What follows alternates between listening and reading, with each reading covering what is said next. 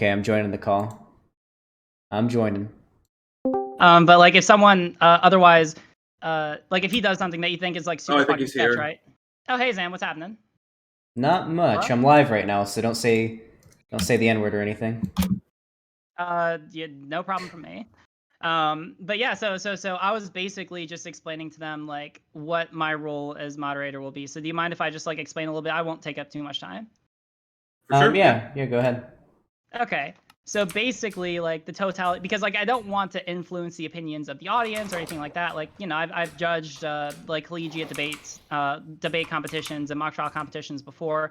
My involvement will be effectively, you can appeal to me as like an objective third party, like as a reasonable person. If either of you thinks that the other person is doing something that's like super fucking sketch or like it should be called out, you can, you know, appeal to me and ask for my opinion in that instance.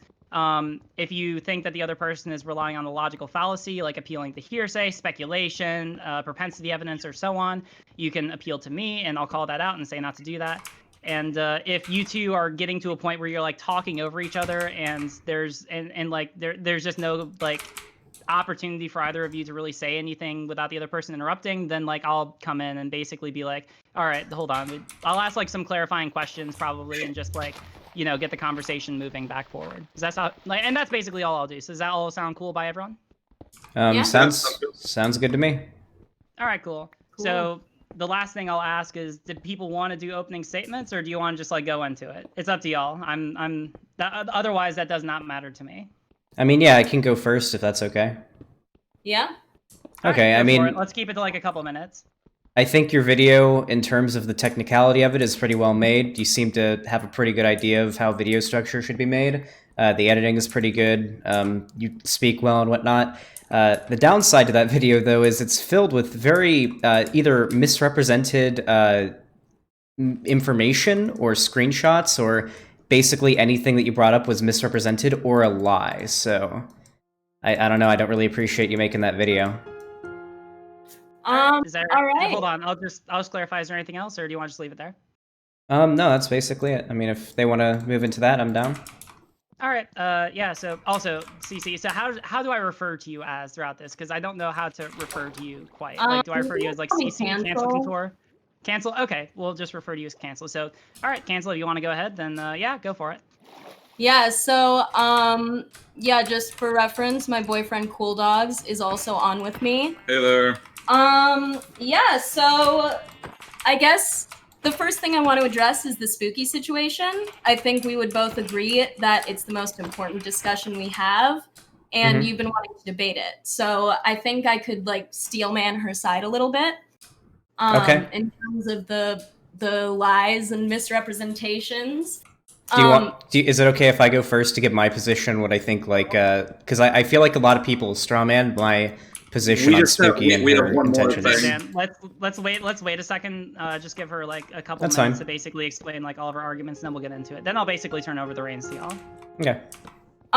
Yeah, I just also wanted to say that I will be using Spooky's name now, since she has deleted her Twitter account since your original video on her. But I want to acknowledge that that's only because of the harassment that she received due to that video. Well, she didn't delete it. She just changed the name. She changed the name, then later deleted it. I mean, I have not seen that she's deleted it. All I know is she changed the name and goes by a different name on the internet now. Okay. Before we get too deep into it, so Cancel. Is there anything else that you kind of want to lay out at the beginning, or is that basically it? I mean, I think we can kind of get into the rest of the stuff as it comes up. I feel like it probably will. I mean, just in general, like tying into the spooky stuff, there's, you know, a pretty significant issue of power dynamics. I don't think it's cool to, you know, do sexual stuff with your fans. Or I'll just leave it to you then, right? So from here on out, I'm basically just going to let you, you know, sort of naturally talk to each other. I will, again, get involved to the extent that you either want me to, or things get super heated and it needs it, all right? But yeah, so here on out, y'all got it. Yeah, that sounds good. Yep. Yeah, so I already take issue with the first claim you've made here. None of them were fans. They were friends of mine. We were in a group chat. We had an NSFW section in our group chat, and yeah, that's how it went. Like, they weren't fans of me. Okay, so what evidence would you like? How did you meet Spooky? I met her in my Discord. You met her in your Xander Hall Discord? Yeah. So how did you know when you met her that she wasn't a fan? Well, she hadn't seen any of my content. Everybody else in the group also said that she wasn't very, like, she didn't watch my content. As a matter of fact, everybody else that was in our friend group, like, recalled a time when we were in voice chat. This was, like, 2 weeks into, like, the creation of our fan, like, our friend Discord. And she'd said that she hadn't really watched my videos, but had started watching them. And she hadn't even made an account on my website until, like, a couple, maybe 3 weeks into our friendship, and wasn't even active in chat, the comments, or even watching my videos until we became friends. So I guess you could argue that she became a fan after we were friends, but that doesn't really put any blame on me. I don't know. For me, I think that, like, you met her in your Discord, right? Like, I'm asking, when you first got in touch with her, you didn't know she was a fan, right? Like, that must be... When I first got, like, started speaking to her way before any of this happened, like way back when I had maybe like 12,000 subs is when she joined my server. The thing is, if you're like a political content creator, and this is, you can go into like Destiny or San or Vosh's servers to find out that this is true, or even just go into mine, because like people talk about it all the time. Once you become a pretty large creator in like the political space, your fan Discord stops being a fan Discord for a lot of people and just starts being a place to hang out and talk about politics. I would hazard to guess the majority of people in my Discord server, at least a fair sum of them, don't even watch my content very often. This is true of Destiny's server. If you go in there, the vast majority of people in there don't even watch Destiny. They just go in there to talk about politics. It's a big political server. Same goes for Vosh's. Same goes for mine. Like for sure. Okay, just so there are a lot of people who don't necessarily watch your content but are in your server. Do you think that those people, though, treat you the same way they treat like everyone else on the server, or do you have maybe some special privileges, some level of power, and some level of authority to your name because it is your server? Sometimes, yeah. Sometimes people don't give a shit, but usually you can tell, like, if they're like a fan because the way they behave. Like, usually I'll join the VC and everyone freaks out, 1 million people join. That's a thing that happens, yeah. Yeah. Okay, so I would argue these people who like aren't even watching your content and you wouldn't call fans still behave in a way where they have less power than you in that relationship because you met them on your Discord, right? So whether or not we want to... I don't think power dynamics in a Discord server are really, like, comparable. Well, we also, like, we should probably talk about the definition of fan, because in your original video, in my opinion, you gave a pretty strict definition of, you know, what was it, like, being on your website, having commented in streams. Maybe even donated. Well, here's the thing, though. What evidence can you really provide that someone is or isn't a fan, other than, like, do they have any presence in, like, viewing my content? Is there any evidence of it? And the evidence that I have is she didn't make her account until well into April, and she didn't even, and, like, wasn't even active, like, watching my content. And the other people in our friend group are able to recall a time where she literally mentioned that she didn't really watch my content until well into our friendship. Okay, so it's important for you to prove that she wasn't a fan right now, because you can acknowledge that creator-fan relationships are not okay. Not always. I mean, there's times where creator-fan relationships have happened and it's been fine. I don't really think, like, I think it's on a case-by-case basis, right? Like, Shuonhead and her, I guess, ex-fiance, she was a fan of him and they were engaged. The only reason they broke up was because of distance. Like, I think there are times when a fan and like a creator can get along as long as it's, you know, in that case-by-case basis, it's not problematic. Yeah. You have to consider that. For sure, and I would assume that all of those relationships include a lot of communication about that dynamic and the nature of the relationship, yes? Can you repeat that? I was looking at chat. I would assume that all of those successful fan-creator relationships include a lot of communication about the power dynamic itself and the nature of the relationship, no? Maybe. It might just not be a big deal to them. I mean, I can use Shuonhead's head as an example because I watched a lot of her and Armored Skeptic's content back in the day, and they talked about the story of how they met a lot. Like, she was just like a fan of him, and they ended up talking, and it just reached a point where they like weren't in like a fan-creator relationship anymore. It just sort of phased into being a friendship, and then phased into being a relationship. All right. Well, I agree. I can agree it's like a very personal thing. Each relationship has its own, you know, individuality. But I just want to ask you the question. So you're saying that none of the girls in your harem were fans of you? No. I literally in my response video, like, took a statement from each of them talking about how they ended up in my fan Discord, and none of them, got in there because they watched my videos. One of them was, like, a fan of Destiny, like, big fan of Destiny, and spent a lot of time in his server, and then found and was looking for other political servers to hang out in, and joined mine. One of them joined because of quarantine, and she wanted, like, leftist political servers to hang out in, or just leftist servers to hang out in general, because she was bored. Another one of them joined because she likes to do debates. Another one of them joined because she's been my friend since 2018. Like, yeah. Oh shit, sorry. I've seen your video a lot, Xander, so I don't need to hear this. I don't know if you're doing this for us or for the audience, but I mean, I'm doing it to get the truth out there. I mean, you made a video that was lying about me. Like, I want to dispel the lies. Okay, so here's a lie I want to dispel. You just said that none of the girls in your harem were fans. However, after you dropped your video, in the Twitter conversation I had with Lonnie, she said she was a fan. And I can drop the screenshots in Discord if you want me to. She'd seen like 3 videos of mine. Also, my girlfriend and I started dating. By her own classification, she was a fan. So yeah, me and Lonnie talked about this. You're like sniping her words out of context. So for one, me and Lonnie started dating back in October when I had like a little over 10K subs. I would hazard to argue that I don't really have much social power there. She'd seen a couple of my prepared content and decided to message me on Instagram, and then we started talking and became friends, and a couple weeks later, we started dating. So she was aware of my content. I would not call her a fan. Also, we were already like 5 to 6 months into our relationship when all of this harem drama happened. So I don't think that's really like relevant. You don't think it's relevant that you had a relationship with a fan before this alleged relationship with a fan? It's not a relationship with a fan. She'd seen a couple of my videos. You're trying to snipe her wording. Someone seeing a couple of your videos and liking them so much that they DM you on Instagram, in my opinion, means they're a fan. How much do you have to like? How much do you have to like someone to DM them on Instagram? Why else would you DM someone on Instagram, Xander? Because she saw my videos and thought I was cute. All right, let me butt in as a mod, all right? Because there's a lot of talking past each other. Can each of you define what it means to be a fan? Because I think that fundamentally this boils down to like a miscommunication of what it means to be a fan. You are both operating off of like different definitions. Sure, yeah. To be a fan, I would like just to cobble together a definition. I would say a fan is somebody who is enamored by a particular figure, consumes a significant amount of their content, and has some form of a strong parasocial relationship with said figure.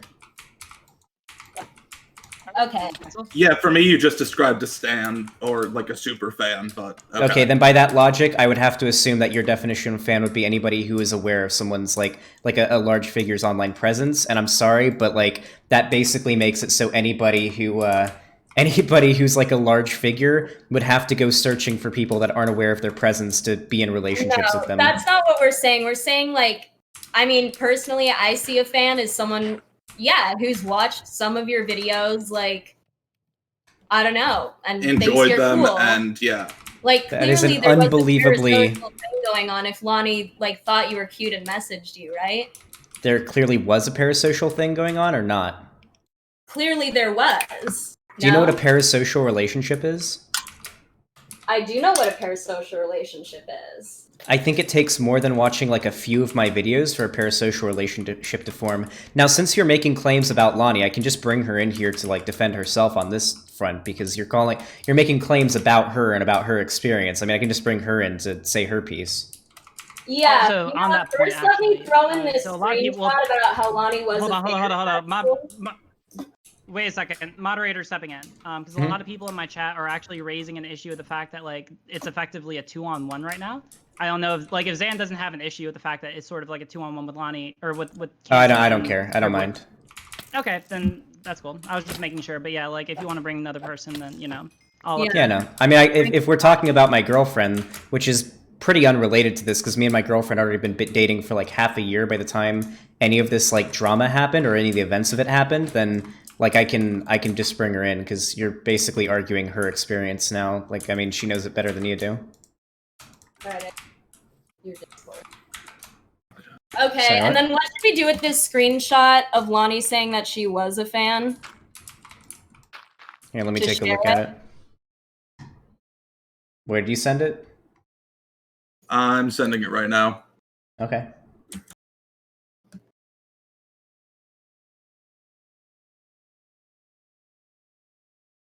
So this is Lonnie. This is what Lonnie tweeted. Oh, I moved my fucking feed. Hold on a second. All right, so this is what Lonnie tweeted. Let me switch to display capture. There we go. So this was in an argument with you on Twitter. I don't think we're that far off in our thoughts on the matter. I think it's reasonable to want him to be more careful in the future, and I can't speak for him, but I believe that he will be. This is in regards to mentioning Spooky's name in my video responding to all the drama, by the way.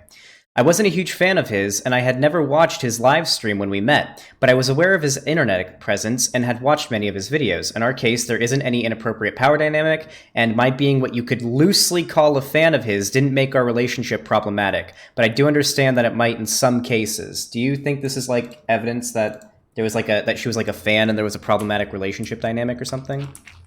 Do I think her saying my being what you could loosely call a fan is evidence of her being a fan? Is that what you're well, asking your me? definition of fan is fucking ridiculous, so I guess in your definition, sure. I guess it's the same definition that your girlfriend had a couple months ago when she wrote this, dude. I can bring her in here. All right, I'll go get her. I'll go get her.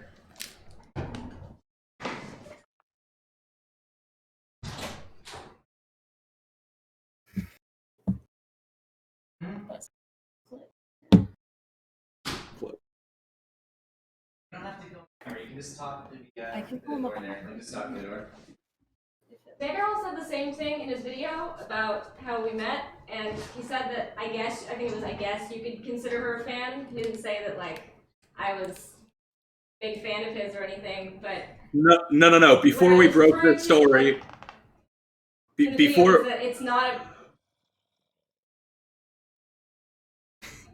She looks so exasperated. She was cutting out a my minute point by for saying me. that was just to express that it's possible to have a relationship with somebody who's aware of your content and have it not be problematic. I completely agree with that. So that that it can be in some cases, but not in every single case. That's what I was trying to say in that tweet. Yeah. Okay. Well, I think that's fair. But you did say you were a fan, right? Like you'd watched his videos. Well, as she would probably say, but she doesn't want to appear on camera and get too close to the mic right now because she is not feeling too good. She feels sick today. That was literally her wording. In some people's definition, you could probably say that she's a fan, but that would be a very, very loose, unbelievably ridiculous definition. I don't think that most people would go by. Like just being like aware of somebody's online presence is like that's gonna be a hard push to say that person's a fan. aware and liking, aware and enjoying, but okay. I mean, like, wait, what the fuck? Okay. Like she liked and enjoyed your videos to the point where she felt the need to DM you. I mean, we don't have to call it a fan. We can call it whatever you want, but well, she likes a lot of different like streamers and YouTube, many that are smaller and likes their content. She messaged me because she thought I was cute. Okay. So I think two things. One, I think we're going to be running into issues in this debate if when I show you what is, in my opinion, some pretty solid evidence, you find a way to like weasel out of it. Because I feel like a screenshot of your girlfriend saying she was a fan is pretty good evidence that she was a fan. She said what you could loosely call a fan, if that's your definition of it. I don't think most people would agree with your definition of fan.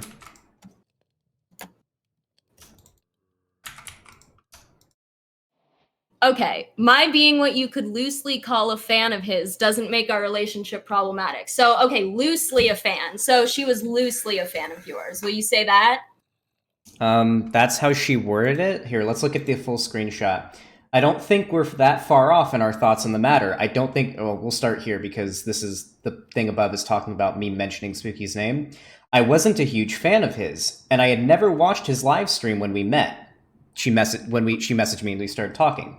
But I was aware of his internet presence and had watched many of his videos. In our case, there isn't any inappropriate power dynamic, and my being what you could loosely call a fan of his didn't make our relationship problematic, but I do understand that it might in some cases. So you're just sniping her wording here. Yeah, I feel like, I don't know, Riley, do you want to weigh in on this? My take on this is that it's not clear. Okay. I think that people could reasonably take either interpretation from this, just based on the wording. Like, it's loosely called a fan. It is purposely vague. You can take a reasonable interpretation of either that she is or is not a fan based on the wording, in my opinion. Yeah, my main issue here is it seems you want me it seems you really desperately want me to be guilty of what you're accusing me of. Like you really, really want me to be guilty of these things, and so you're trying to justify. You're trying to find evidence that justifies your accusation that just doesn't exist. You're kind of grasping at straws and kind of pulling a semantics game. All right. Well, I don't want you to think that I'm just trying to find something to tear you down, because that's not why I'm here. I mean, you made a video calling me the Onision of Breadtube. Do you know the implication of a video like that? Like, and it was like a 40+ minute video where in the conclusion you end up saying, I mean, he's done some stuff that could maybe vaguely, possibly, kind of, maybe be related to Onision, assuming he's actually in the wrong, which he's not. But the video, and you say this at the end of a 40-minute video, which title is Xander Hall, the Onision of Breadtube, ? Like, you gotta recognize how this looks, right? Okay, yeah. So we could put in a pin in the fan thing for now, because like Riley said, it could go either way. I agree with that. I see that. Do you want to get on the Onision thing? Because it sounds like that's maybe where the debate is headed. Yeah, let's do the Onision stuff. I'm down. Okay. So first of all, me using Onision was clickbait, as I've said in Riley's stream.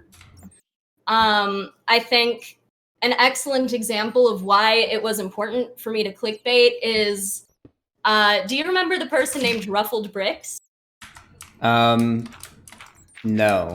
He is the guy who donated $5 to you to ask you to stop using ableist insults, and then he came back up in the Corvidae debate. Oh yeah, no, I remember them. Okay. So he actually made a very well thought out, excellent video where he's super nice to you, and like, it does give you legitimate criticism. And like, his video is better than mine in every way, except for it doesn't have a catchy title. Want to guess how many views it has? Probably none. Yeah, none. And does that excuse you slandering me? Making a title like that is purposefully meant to spread like misinformation about me? Do you think most people that watched that video watched the whole thing, or do you think they saw it, didn't watch the full 40 minutes, and went off with, okay, yeah, Xander Hall is a sex pest? Because that's what I've been hearing a lot of. Even Bad Fucking Empanada has been saying that I have a sex cult because all of this shit that's been spreading around by dishonest people like you. All right, wait, will you repeat the beginning part of that? I said wanting to clickbait to get a video attention doesn't justify lying about me and comparing me to probably one of the most hated, most problematic YouTube creators ever, Onision, who is abused, manipulated, and I'm pretty sure he's committed some crimes. I'm not fully caught up on all the shit Onision's been doing. I've been meaning to watch some videos to catch up on all the drama. It's not really my cup of tea to indulge in the internet lolcow shit or whatever it's called, but like, he's done some really fucked up shit, and the implication of calling me the Onision of Breadtube, that carries a lot of weight with it, and I don't think trying to get clicks on your video justifies that, personally. Maybe I'm wrong. Maybe your priorities are different than mine. So you're a big utilitarian, right? Yeah. Yeah, okay, so I think that the only way we would have gotten in this stream with you in order to correct behavior that we think is seriously problematic and harmful is to clickbait that title. That's the only way that we would actually ever get to speak to you, because you didn't respond to your DMs when we were nice. You didn't respond to YouTube or Twitter comments, right? Like, we felt like this was the only way we could actually talk to you about issues we think are serious, and, you know, I think that's going to do more good than harm at the end of the day. I mean, it's going to do more harm because the stuff that you're mad at me about is either like nothing or made up. Okay. Well, I guess we could Get into the stuff itself. get back into the stuff itself then. Yeah. All right. Sound good?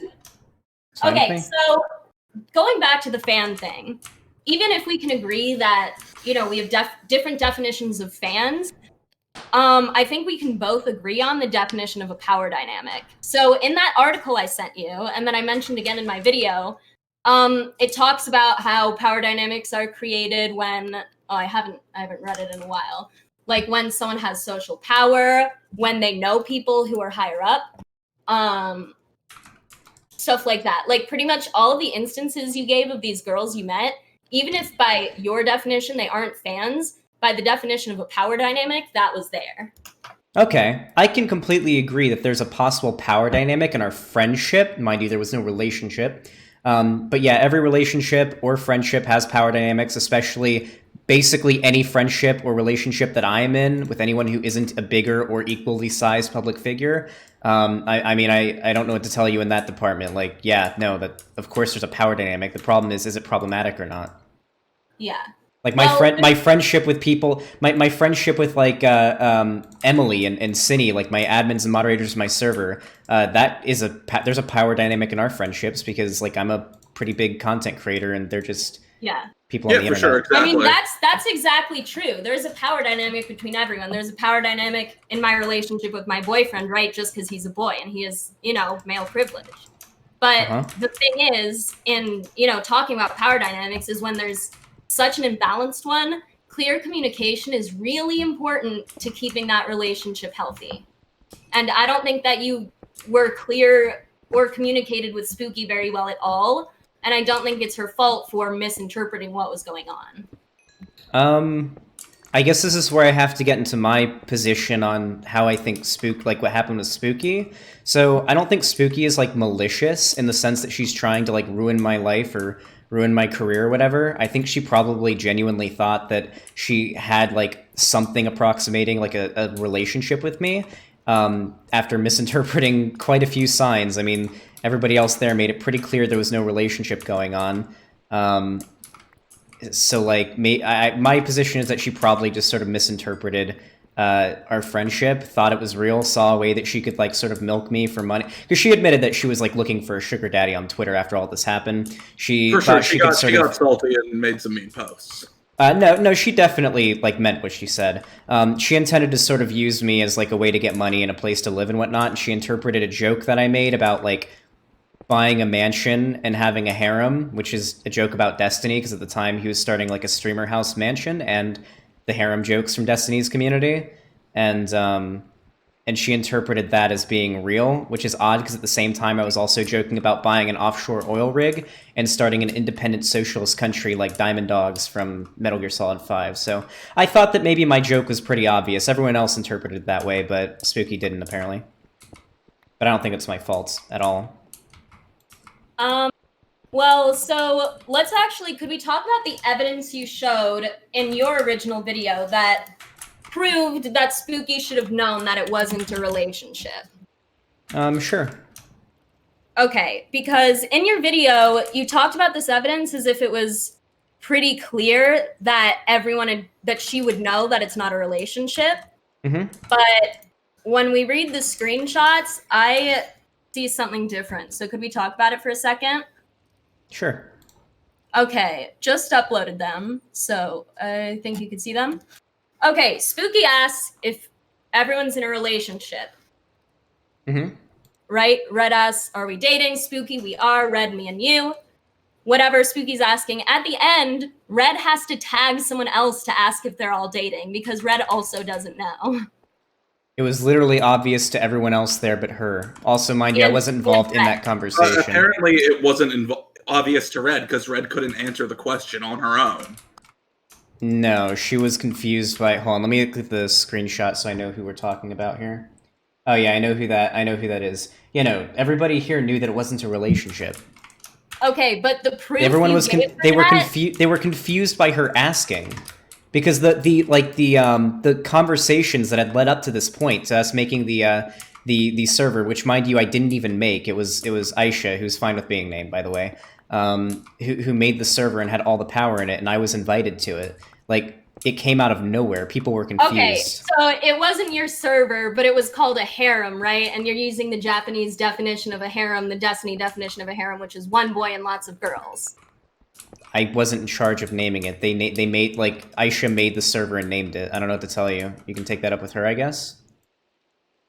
For sure, it was a running joke in our friend group. At least to me, that name clearly implies that you are the center of this friend group and the most important person in it. No, not really, no. Most of what happened in there I wasn't even involved for, because I was either busy playing video games, streaming, or just doing whatever the fuck. I didn't spend all that much time in there. Most of the time I spent in there would be, like, in VC in the middle of the night talking about video games and shit. Like, it wasn't that deep. Okay, for sure. Well, let's go to the next image, because the response that the tagged person gives is really interesting. Mm-hmm. So, yeah, I could read it. The tagged person said, I wouldn't consider it that at all, honestly. I'm not interested in long-distance relationships with people I've never met in person, and I also have my own life outside of Discord.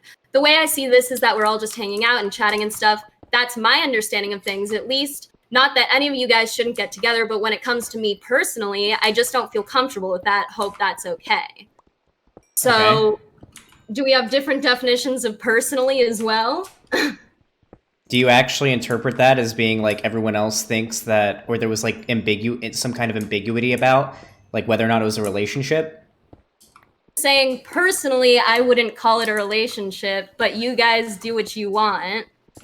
Yeah, if you guys want to get together and do some shit, obviously there was NSFW stuff in that server, but it came with the pretense of, no, we're not in a relationship, it's just casually posting nudes and like sex talking in like the VC and in certain chats.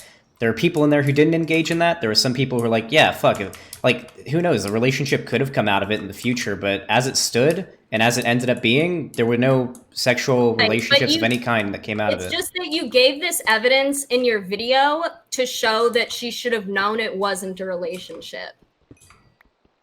And now I'm saying, well, everyone made it clear that it wasn't a relationship. They all said it wasn't.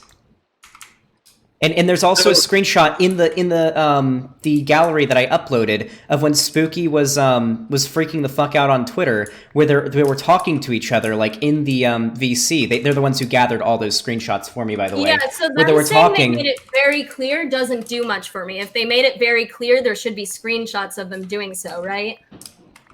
So, mind you, so for one, most of our talking happened in VC, and you can't have screenshots of VC. Second, you have the eyewitness testimony of everybody else involved, but her against Spooky's. Are you just gonna like believe the one person, or are you gonna believe like the myriad of evidence? And also, like, I've proven she's lied blatantly about other shit as well. Like, we've established Spooky is a liar. We have the eyewitness testimony of everybody else involved that goes against her story. I have screenshots to back up basically every claim that I've made. Like, you seem to be really dead set on believing Spooky, even though the evidence is not in her favor. Okay, so I got 4 points from that. One is that most of the time you were talking in VC, so you don't have screenshots to verify. Mm-hmm. 2, I'm ignoring eyewitness testimony. Mm-hmm. 3, wow, I can't read that. What evidence. Evidence? Oh yeah, 3, you provided plenty of evidence, and 4, you've proved she's a liar. Yeah. Do you want to go over some of the things she's blatantly lied about that are easily falsifiable? Well, we're gonna take this in order, but we will get there. Step by step. Okay, so talking in VC. So you're telling me that everyone clarified in voice chat that it wasn't a relationship. Oh yeah, multiple times. There was no illusion among anybody that it was a relationship. Spooky said that you told her you could live with her, she could live with you in VC. And that it didn't sound like a joke. Yeah, and everybody else that was there with eyewitness testimony says that it was clearly a joke. And no, I never said she could live with me. The only thing approximating that I said genuinely, that wasn't like a joke about having like a harem mansion one day, was that, oh, we're all friends, maybe one day we can hang out. But it was not set in stone, and there was no like date set or anything. It was like when you hang out with somebody and you're like, oh man, we should go do this thing someday, but you don't necessarily mean it. Like it's like an idea that's out there in the ether. Okay, so the only reason that we can trust what you're saying about what happened in BC is because of the other eyewitness testimony. Mm-hmm. Okay, so then let's get to the eyewitness testimony. Okay. So first of all, I would argue, you know, there's a power dynamic between all of you. So, I mean, you can't really trust exactly what they're saying, right? Like Lonnie said she was a fan, and then I was like, oh, hey, you said you don't do stuff with your fans. She's like, oh, well, you know. I didn't really mean that. Yeah, like that's, you know, she kind of backtracked on that, right? Like, I have... No, you tried to snipe her wording and go off semantics. Okay, so like hypothetically, you're a really bad guy, right? Let's take this hypothetically. It's definitely true, right? Okay. Like if you're abusing your power dynamic right now, right? All of these women are going to stand by you if they're still, you know, friends with you, right? If you are abusing a power dynamic. If you're not abusing a power dynamic, they will stick up for you because it's the truth, right? Either way, I see the exact same, and the public sees the exact same testimony from these women. Yeah, right? it seems So almost like the way that you're arguing from, it's like there's no way for me to actually prove myself innocent because, like, you can just say, oh, I don't believe the eyewitness testimony well, like of a everybody that was screenshot- actually involved. A screenshot where she was clearly explained that it wasn't a relationship would certainly be good evidence, right? But that I mean, we doesn't can, happen. like, if this The is, screenshot like, where he you said, say she said, clearly- the problem is at this point, since there's no Hey, hey, screenshot that exists of this, that it's he said, she said, so now it's on, the onus is on me, to which I can do, to prove that she's lied about a lot of things involved, and that is easily falsifiable, and then we can go from there, because if it's going to be my word against hers, we have to figure out who's more trustworthy. Okay, so you're saying Well, hold she's up. less Mod stepping in for a moment, just to remind everyone, don't talk over each other if you're able to avoid it. Otherwise, I'll have to step in and, like, you know, clarify some things, right? But try to the best of your ability to not talk over each other. All right, carry on. Okay. Right. Okay. So you're saying that Spooky has provably lied, therefore you're more trustworthy than she is. Mm-hmm. So if I can prove that you've lied multiple times, you know, since your video came out, then could we, you know, drop the voice chat evidence since then you'd be equally as untrustworthy? Sure. Okay. All right. So do you want to go to the timestamps in the video? Yeah, So for sure. that video I sent, did you send that? Yep, I sent it through the Discord chat, both to her personally and in the group. Okay. So let's start at, well, you know, I can just list them off, and if you disagree, we can go to it. Okay, so one lie. You told Riley that you would stop being ableist. I watched your stream with her after you debated Corvidae, and you said that you know, agree with how, you know, being ableist is bad and you'll stop. Mm-hmm. And I'm not You ableist. haven't stopped being ableist. Yeah, my position currently is that I think that certain ableist behaviors and sort of ideas such as like the infantilization of ableism or of disabled people, like people with autism, what have you, saying they're like mentally underage, for example, I think that causes a lot more harm than occasionally saying like the R slur in certain contexts, which I don't do. So it's good this is coming up right now, because this is something I actually agree with you on. When I said mentally underage, you know, I kind of said it without thinking about it, knowing Spooky had said it. And then, you know, initially when people accused me of ableism, I kind of ruffled at it because no one likes to be accused of that. But I saw, you know, a very insightful comment in Riley's Discord chat during the stream about how, you know, you're only justifying her own internalized ableism. And, you know, I can definitely see that. Like, in doing more research for this debate after I've been called out, you know, just the amount of shit mentally disabled people specifically have to go through. Like, they, like, up until a few years ago, like, being mentally disabled was a disqualification for getting an organ. So anyway, you know, I did some learning and I agree that that wasn't cool. And so I really want to apologize right now to anyone who is mentally disabled, who I hurt with my, you know, careless, ignorant words. Yeah, it's hurtful and ignorant. And I just want to thank everybody who called me out for educating me.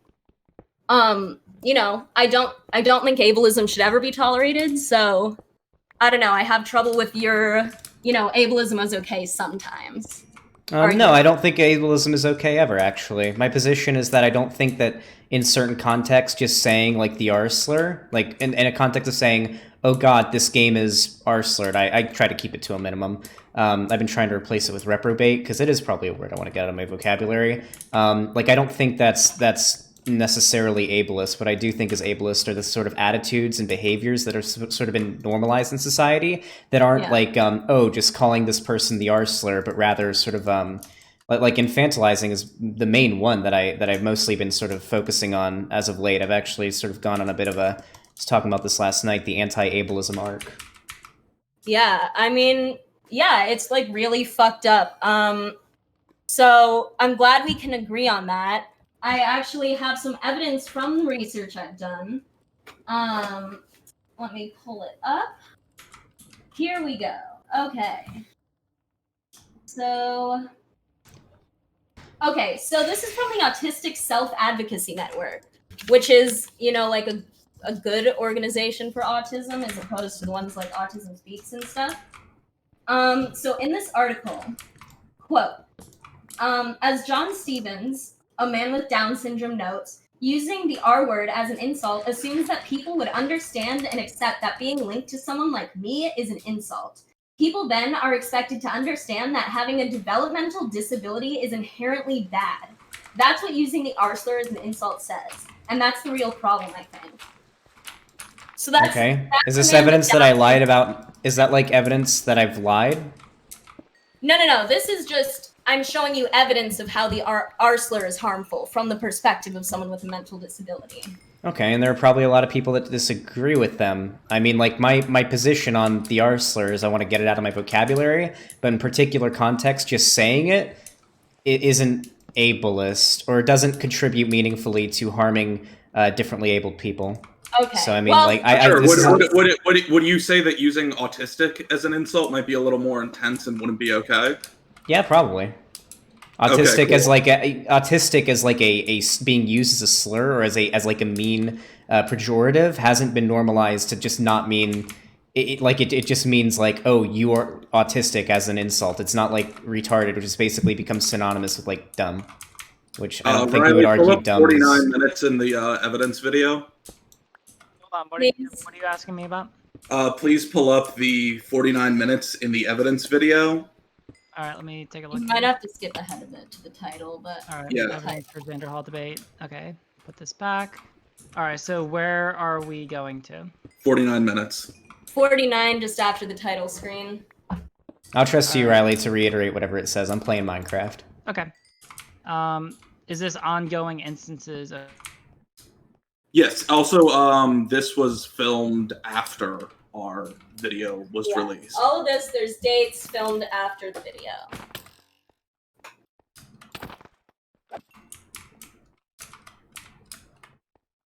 Yeah, so just time 49.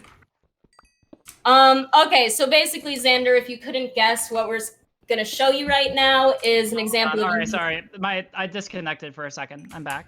Oh, okay. My internet's been fucky lately. I don't know why. Also, cool. Unfortunate, chat. God, this happened multiple times yesterday. Alright, hold on, so let me...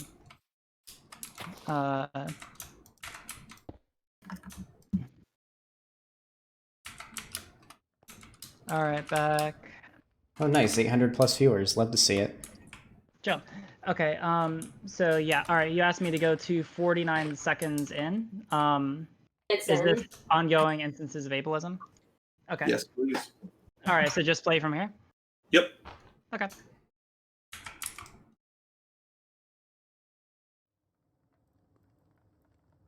Uh-oh. In this clip from... Okay, hold on. You say on the blue screen, in this clip from his Oklahoma stream on July 24th, 2020, Xanderhall uses the R slur and autistic as an insult. Clip starts at 21:50 for context. When did I use autistic as an insult? I promise you did. It's about to show up in a clip. Okay. Oh yeah, I'll trust Riley to reiterate to me.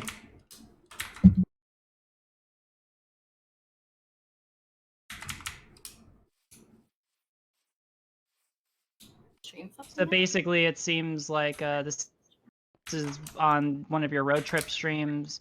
You are talking. I assume this is when you're moving out to California. Yeah, that would have been like yeah. a couple weeks ago whenever I was moving, yeah. Yeah, okay, let me listen.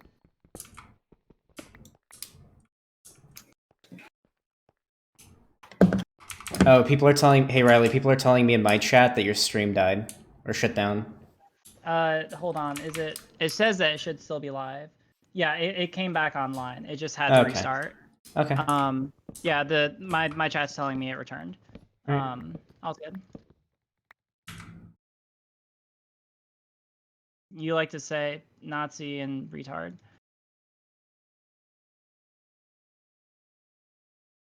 Is there any political opinions you disagree with Vosh on?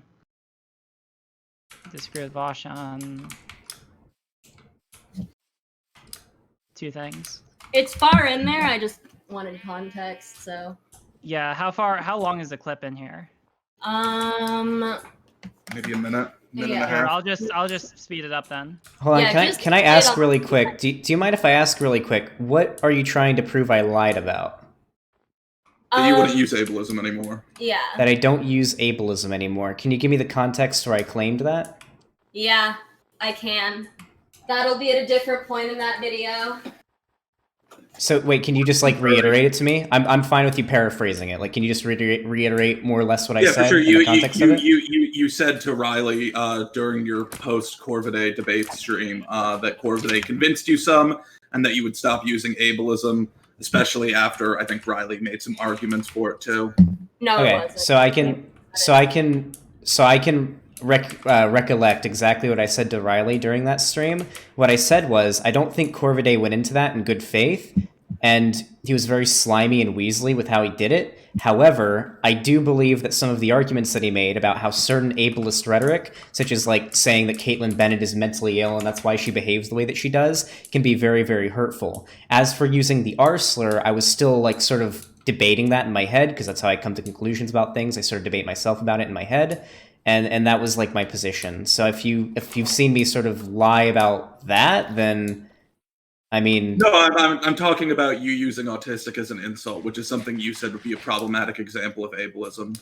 Can you reiterate what I said when using autistic as an insult? Yeah, you said that some Nazi that Vosh was debating was laughing like an autistic hyena. Wait, that was like that was a long time ago. When was this? No, it wasn't. You were talking about it on your road trip stream. Dude. On my road trip stream? Yeah, on one of your road trip streams. Just keep talking, but. All right, I'll wait for Riley to hear it.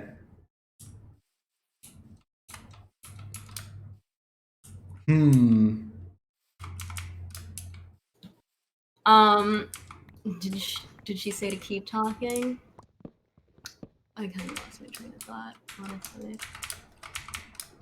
We'll just Oh wait yeah, for her to finish we're it. waiting for the. Yeah, you said autistic hyena.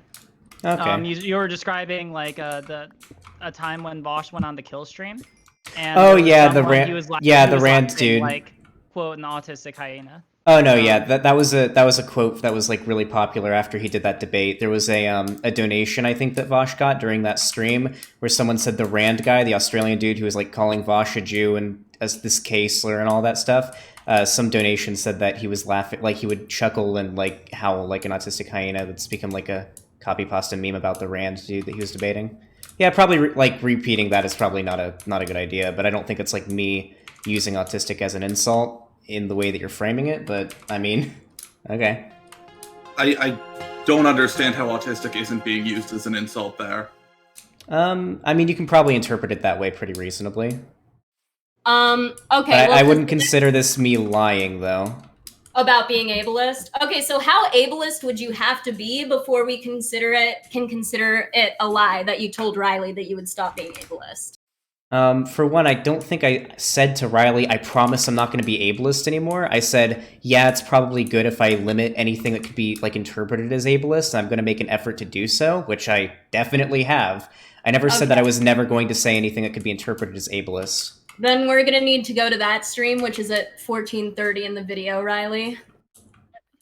All right, go ahead and play that. Let's see, 14:30. Also, that is true. Like, you are. This is kind of the pot calling the kettle black here. Someone in my chat just brought this up. When you engaged in pretty blatant ableism during your video, and now you're kind of hawking on me about this, it just kind of comes off as kind of weird. Okay, so the reason I'm bringing up the ableist thing is because you attacked me on the point of me being ableist, while you are simultaneously super duper ableist, which is the definition of a bad faith argument. I wouldn't say I'm super duper ableist. I speak out against, like, open ableist rhetoric constantly. Okay, well, after Riley watches you telling her that you're not going to be ableist anymore, we have some more examples of you being even worse ableist-wise than using autistic as an insult. So the problem here is that you're trying to snipe clips of me saying things from my streams as evidence of me lying when my claim was I'm going to try to make an effort not to say things that can be interpreted as ableist. This doesn't mean I'm never going to say it. Well, I have evidence of Spooky directly lying about just things that are like true. Like I can literally just like prove these things because we're trying to establish who is a more honest person here. Like, who should you believe in a he said, she said? You're trying to derail the conversation is what you're doing right now. Also, 1 second, I just want to address the claim you made that, like, it's weird that we're calling you ableist after, you know, we engaged in ableism. The point is that, like, we regret that and have stopped and, like, won't do it again, right? Like, that's the whole point. Because we've recognized it's ableist, we're not going to do it anymore, right? So. Okay. yeah, like, I feel like you can agree with that. In one of your videos, addressing my video on you, you actually talk about how when I call you sexist, you're like, well, everyone's a little sexist. Like, the first level of wokeness is acknowledging that, you know, everybody's a little bit ableist. Everyone has internalized bigotry of all kinds. Yep. Yeah, exactly. So I would posit that a second fundamental thing to that realization is also that when you're called out for having internalized bigotry, the only way to get better is to recognize that and change your behavior. Sure. I've literally said that I want to make an effort to not engage in, like, soft or even, like, hard, well, I don't think I engage in, like, hard ableism. Hard ableism would be saying things like people who are, like, differently able don't deserve rights and shit like that. But, like maybe they shouldn't breed? Yeah, something like that would probably be kind of out of line. Cool, 5740, Riley. When have I said that? Riley, what are you doing right now? Hold on, I'll play the video. Hold on, I'll play the video. 5740? Yep, 5740. Sorry, yeah, we're coming in hot with a lot of stuff. I also, like, I can't play the clip while you're all talking, so I'm just waiting for, like, when you want me to play the clip. Otherwise I can't hear it over y'all talking. Yeah, we can shut up for a minute. Yeah, we'll shut up. Okay, so it's 15 minutes and 40 Okay, nice. seconds. This is from my stream literally last night. In this clip from his Tennessee stream from July 23rd, 2020, Xander Hall advocates for eugenics based on IQ. Started around 56 minutes for full context. Alright, but hold on, Zan, I hear that. Let me just play this. Let me play this clip for my audience so I can see what evidence that they're presenting. Okay.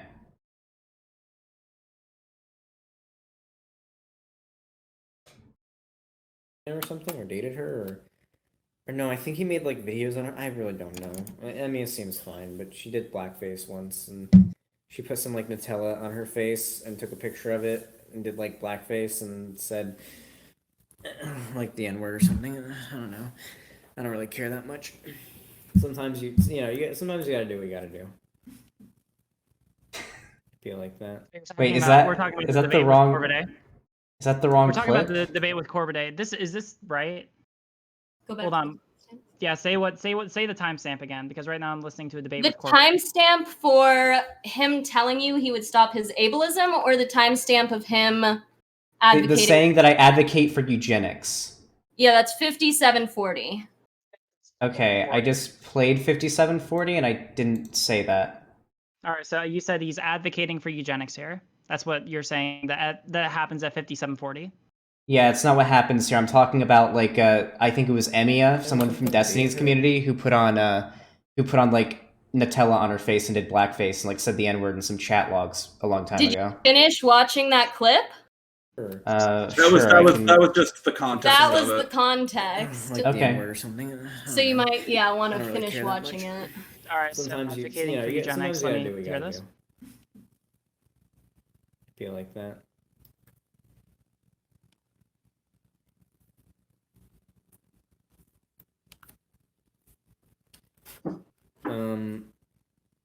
All right, so 100% there's think Nutella on Destiny's your racist. face. He's had so many If you think Destiny's racist, then you should It's a probably like long consider pause. just get a vasectomy, please. Don't procreate. I beg you, please don't procreate with other people.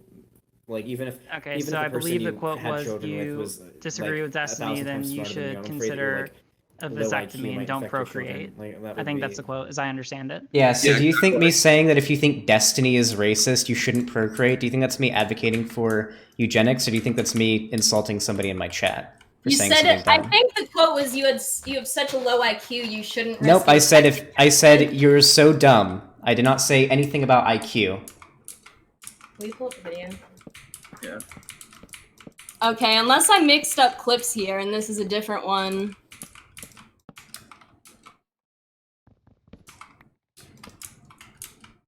Let me just double check real fast. Just double checked. I'm not hearing anything about IQ. The get a vasectomy and don't procreate is there. I'm not hearing IQ. It's an edgy joke to be sure, but I don't think that's like me advocating for eugenics. Well, Riley, if you watched it through and you didn't hear the IQ thing, then Cut out for a second. If you didn't hear the IQ thing, we probably just mixed up the clips. Is what we were saying. Okay, can we actually hold on? I actually want to ask. I want to make a request. Can we actually move to my evidence for spooky lying? Because I've got a few examples of that are easily provable. Sure. Like, if you 'cause I don't want to want- go over your evidence of how she's lied, yeah. Yeah, for sure. No, we'll do one for Okay. one.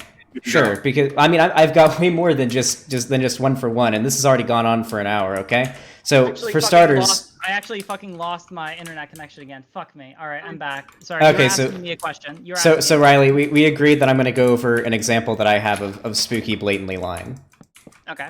So one lie that Spooky said that was just full-on blatantly was that there were no trans women in our group, because the way she frames it is it being like an actual relationship with people that I'm attracted to. She says, "Oh, good thing there were no trans women in that group. I'm glad they didn't have to deal with Xander Hall's abuse," or something along those lines. And then said it's because of his eugenital stuff. Now this is very funny because not only was there a trans woman in our group, she doesn't want to be named because she wants nothing to do with all of this shit and she's super pissed off at Spooky for spreading it around. Like there's literal screenshots of them communicating in the Discord talking about her girl dick. So that's like a blatant lie that there was that there were no trans women in the group. And I can go ahead and bring up the gallery and show you the screenshot of them talking about her girl dick as well, if that's necessary. Do you have a screenshot of her saying there were no trans women in the group? Yeah, it was on Twitter. You saw that? No, I just send me that screenshot. I want to look at it. Sure. But I believe that there was a trans woman in the group. That's what I've heard. I mean, she made the claim that there wasn't here. I'm going to my channel right now to find the gallery because I have it saved in the description of my video on the drama. I also think we should probably circle back to that clip at 14:30 where you say you tell Riley you're thinking about maybe stopping, and to me it came off more as I'm going to stop. I mean that's a far-fetched to say that's a lie. She literally made the claim that here I'm looking for it right now where they're talking about girl dick. I don't know if I have a screenshot of her saying the eugenital stuff. I can actually bring up the I think I have it on the script for the video actually. Docs. Here, I'm going to post the gallery both in chat as well as in the room that we're in right now so that you guys can go ahead and just get a nice look at all the screenshots there. For sure. I think we've seen most of these. But Well, we've seen the gallery. If there's Here it that is. one specific screenshot you want to throw our way. Yeah. So this is an interaction here. I'm actually just going to go ahead and show display capture. This is an interaction. So this is the person with the pink name is the trans woman, and the person in green is another friend of ours that's in the group that doesn't want to be named, and then there's Spooky at the bottom responding to it all. This is what America really wants. Yes, girl dick. Yes, give me, and good health care, but mostly girl dick. Lol, true. Yes, mostly girl dick. Taste wanna taste. Well, I would prefer hands though, I think. And then Spooky responded, girl dick. The girl Yeah, here I'm talked a lot not about disputing whether or not that there's a trans woman in the server. Yeah. Uh-huh. I'm not even disputing whether or not, you know, Spooky has lied. I'm sure she's lied a few times throughout this process, but my whole point is like everybody lies. You've lied a lot throughout this process, so I don't think it's fair to like take Have I? evidence based off of who's more trustworthy when you know, you both seem to have been not entirely honest. I mean, you've yet to show me evidence of me lying. Okay, well, we do have to circle back to that 1430 clip where you tell Riley you're going to stop using ableism. I also think, you know, it's important to note here how when Riley was covering my video on you, I said Xander markets himself as if, you know, he changes his beliefs, which isn't true. And Riley used you stopping your ableism as an example of how you do change your beliefs. Hold on a second. No, I change my beliefs all the time. Like when I started doing YouTube, I was a liberal, right? And I was way more edgy. I engaged in like open, some pretty misogynistic behavior. And I don't know if like Riley gave like the example of me cutting down on ableism, which I certainly have done, even if there are examples of me engaging in like some problematic behavior, which you could probably find. I mean, I stream like 3 or 4 hours a day. There's probably some instances of that you could probably dig up. I mean, But that's not an example of me lying. I like Spooky literally lied and said because of my eugenital stuff, no trans women were allowed in the harem. That was a claim that she made, which is easily falsifiable. There was a trans woman in there. She's been my friend since 2018. That's why she was in there. She's also a trans lesbian. She wasn't into me. There was no like sexual behavior that happened between me and her. She was in there because we're friends. It was a friend group. okay, so while we're on the friend group harem thing, was there ever a cis man or a man in general in the harem? At one point, yeah, in the server, yeah, but everybody kind of felt uncomfortable with them being in there, and so we like kind of made it so they couldn't go in. This is before it was a server. This is back when it was just a section in my Discord, but like the joke of it being called harem made a couple of people in the server uncomfortable, so Aisha ended up making a separate server and we moved it into there. Okay. Yeah, it was just a friend group. The problem is when you have nudes being posted in the friend group, even if it's not a sexual relationship, everyone has to be completely fine with it, with like anybody who is in there and capable of having access to that, right? You can't have like one person in there who's like not cool. Like you can't have somebody in there that a couple of people or even just one person isn't cool seeing like nudes of them that are being posted, even if it's consensual. Now this would have never been an issue with Spooky because she posted her nudes in every server she was in, including her own. But yeah, so it was sort of like, you know, if we're gonna have somebody in our friend group when there is like an NSFW area, then we kind of have to all be cool with it, you know? Yeah, well, I certainly agree with that. Don't want anyone being uncomfortable. Riley, are you looking at the 1430 video clip? Hold on. So you're asking me to look at 1430 into the evidence for Xander Hall debate video? Yes.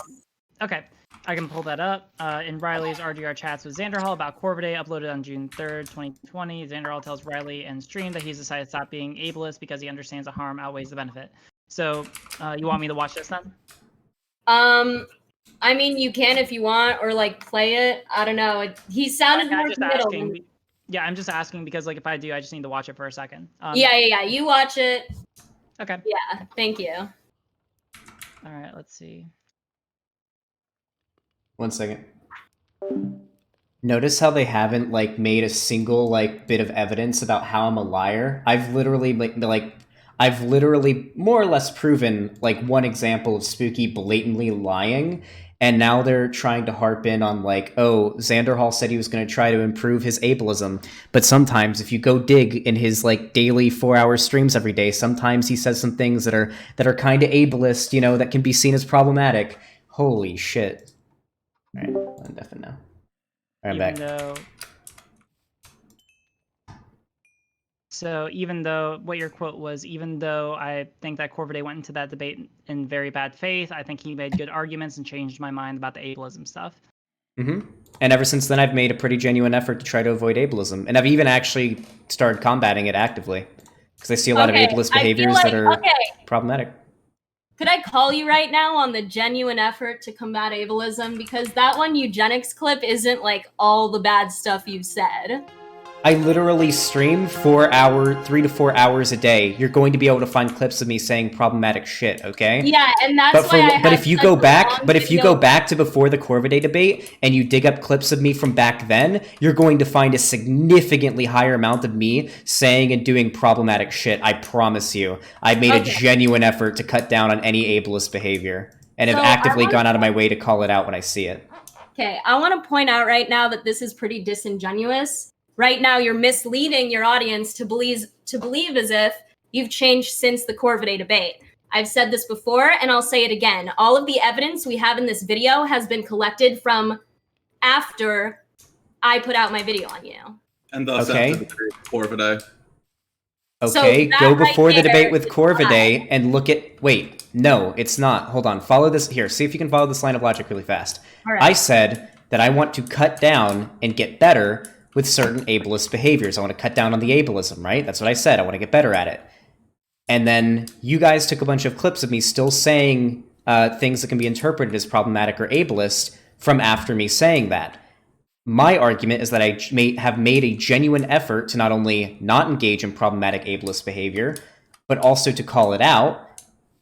So if you were to go back to the way I behaved before my Corvidae debate, you're going to find a lot more evidence of me being problematic and ableist than you're going to find from afterward. Even if we control for the same amount of time, I made a very genuine effort not only to, cut down on ableist behavior and rhetoric, but to call it out when I see it as well. Okay, so... This isn't evidence of me lying about anything.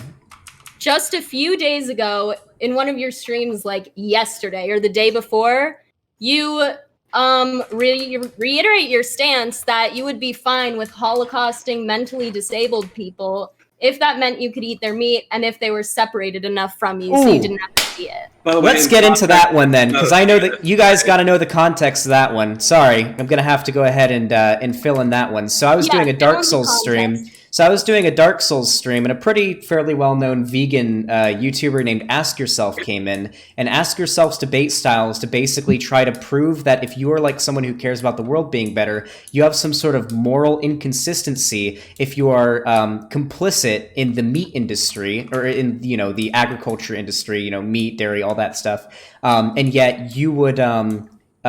you wouldn't be okay with like a genocide of mentally disabled people on the moon to eat their meat. He comes up with like these very fantastical things. And my position is, yeah, in a world where we're all raised and socialized that, okay, yeah, it's just a thing. There's a colony on the moon where severely like mentally disabled people are butchered into meat and they're just served to you. And it's just, back your mind, ignorance is bliss. I said that this is basically equivalent to the modern day meat industry. And in a world where we're socialized to sort of just support that and not really think about it like we are with the meat industry, then yeah, I probably wouldn't I probably would still support that industry. Yeah, no, this wasn't me saying I'm okay with like a genocide of like mentally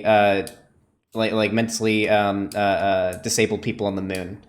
Sorry. Well, it kind of was, right? Because the context to this debate is that you were trying to figure out what it was that made someone worthy of life. And the argument you settled with is Nope, that wasn't what the debate was. Nope, that wasn't what the debate was at all. Okay, well, the debate wasn't whether or not the debate wasn't whether or not they're worthy of life. The debate was whether or not what conditions would there have to be for me to be complicit in an industry like this. And I said they would have to be exactly the same as they are for the current meat industry, because that's how the world works. Most people who see videos of like cows and chickens being slaughtered and kept in cages and like horrible situations revolt at the sight of that, and they probably don't feel like having any meat for a while. But eventually we put it to the back of our minds and we don't care about it because that's how we're socialized. Why did it get to the mentally disabled? Like, shouldn't it just be okay then to Holocaust anybody on a moon base? Like, why is it specifically mentally disabled people? Because that's where Ask Yourself took it. Ask yourself, like, made really leading arguments when we were talking. Ask yourself took it there because you defined what makes a human as their intelligence. Nope, I didn't define what makes them a human. I defined why, like, what condition would I be, like, not okay, but complicit, as I am now with the meat industry to a degree, with this occurring. And I said, well, generally I think, like, in order to have, like, they would have to have at least, like, the intelligence of, like, a cow or a dolphin or something like that. And he said in this case, there are people who literally have, like, the intelligence less of that than, like, you know, cows and shit. Like, I mean, you're trying to pin me down on the semantics of a vegan argument with someone who came up with the most fantastical example possible. And you're trying to prove that I'm ableist because of that. It's actually ridiculous. Okay, so that's not what's happening here. My question is, why was it specifically holocausting mentally disabled people and not all people? Because the example was that, like, these people would have to have, like, the mental fortitude of actual animals. That was like what I said. Like, if for me to be, like, comfortable, like, not comfortable with it, but to be complicit in it for it not to be, like, comparable to the like atrocities of the Holocaust in the world's eyes, like, to go out of their way to try to stop this, there would probably have to be people with, like, less mental, like, ability than, like, animals. So yeah, you're saying those people in their lives are inherently less valuable to you, which is a pretty ableist they're idea. like animals. No. This is what Ask Yourself was trying to lead me into believe, or trying to lead me into saying. The point that I was trying to make was that in a world where this has been normalized, then yes, I would probably be complicit in this industry, just as I am with the meat industry. I would see it as just as barbaric and terrible as I do the meat industry. So if it was people with a higher, you know, mental ability, then you would not participate in the industry? Hold on, really quick. Hold on, really quick. I actually need to interrupt really fast, because what you're doing right now is you're pivoting really hard. You're trying to laser focus on this argument that I had with Ask Yourself as evidence that I'm ableist. You do realize that, right? Which came from me trying, like, proving that Spooky is a liar, to you now trying to prove that I'm a liar, which you have failed to do. Okay, so if you want, we can move on to some examples of other lies you've told other than you not being ableist. Sure, hit me up. Okay, so in the late birthday phone stream you did, you talked about my video a little, and you seriously misrepresented the timing of your jailbait tweet. Like, ludicrously so. You said that I went through your Twitter and found these 3 tweets from since you started your Twitter account 7 months ago, when in reality, all 3 of those tweets were from the month before I put out my video. Between messaging you, actually prepping it and putting it out. Do you think that's, like, me lying? Yes, that's you.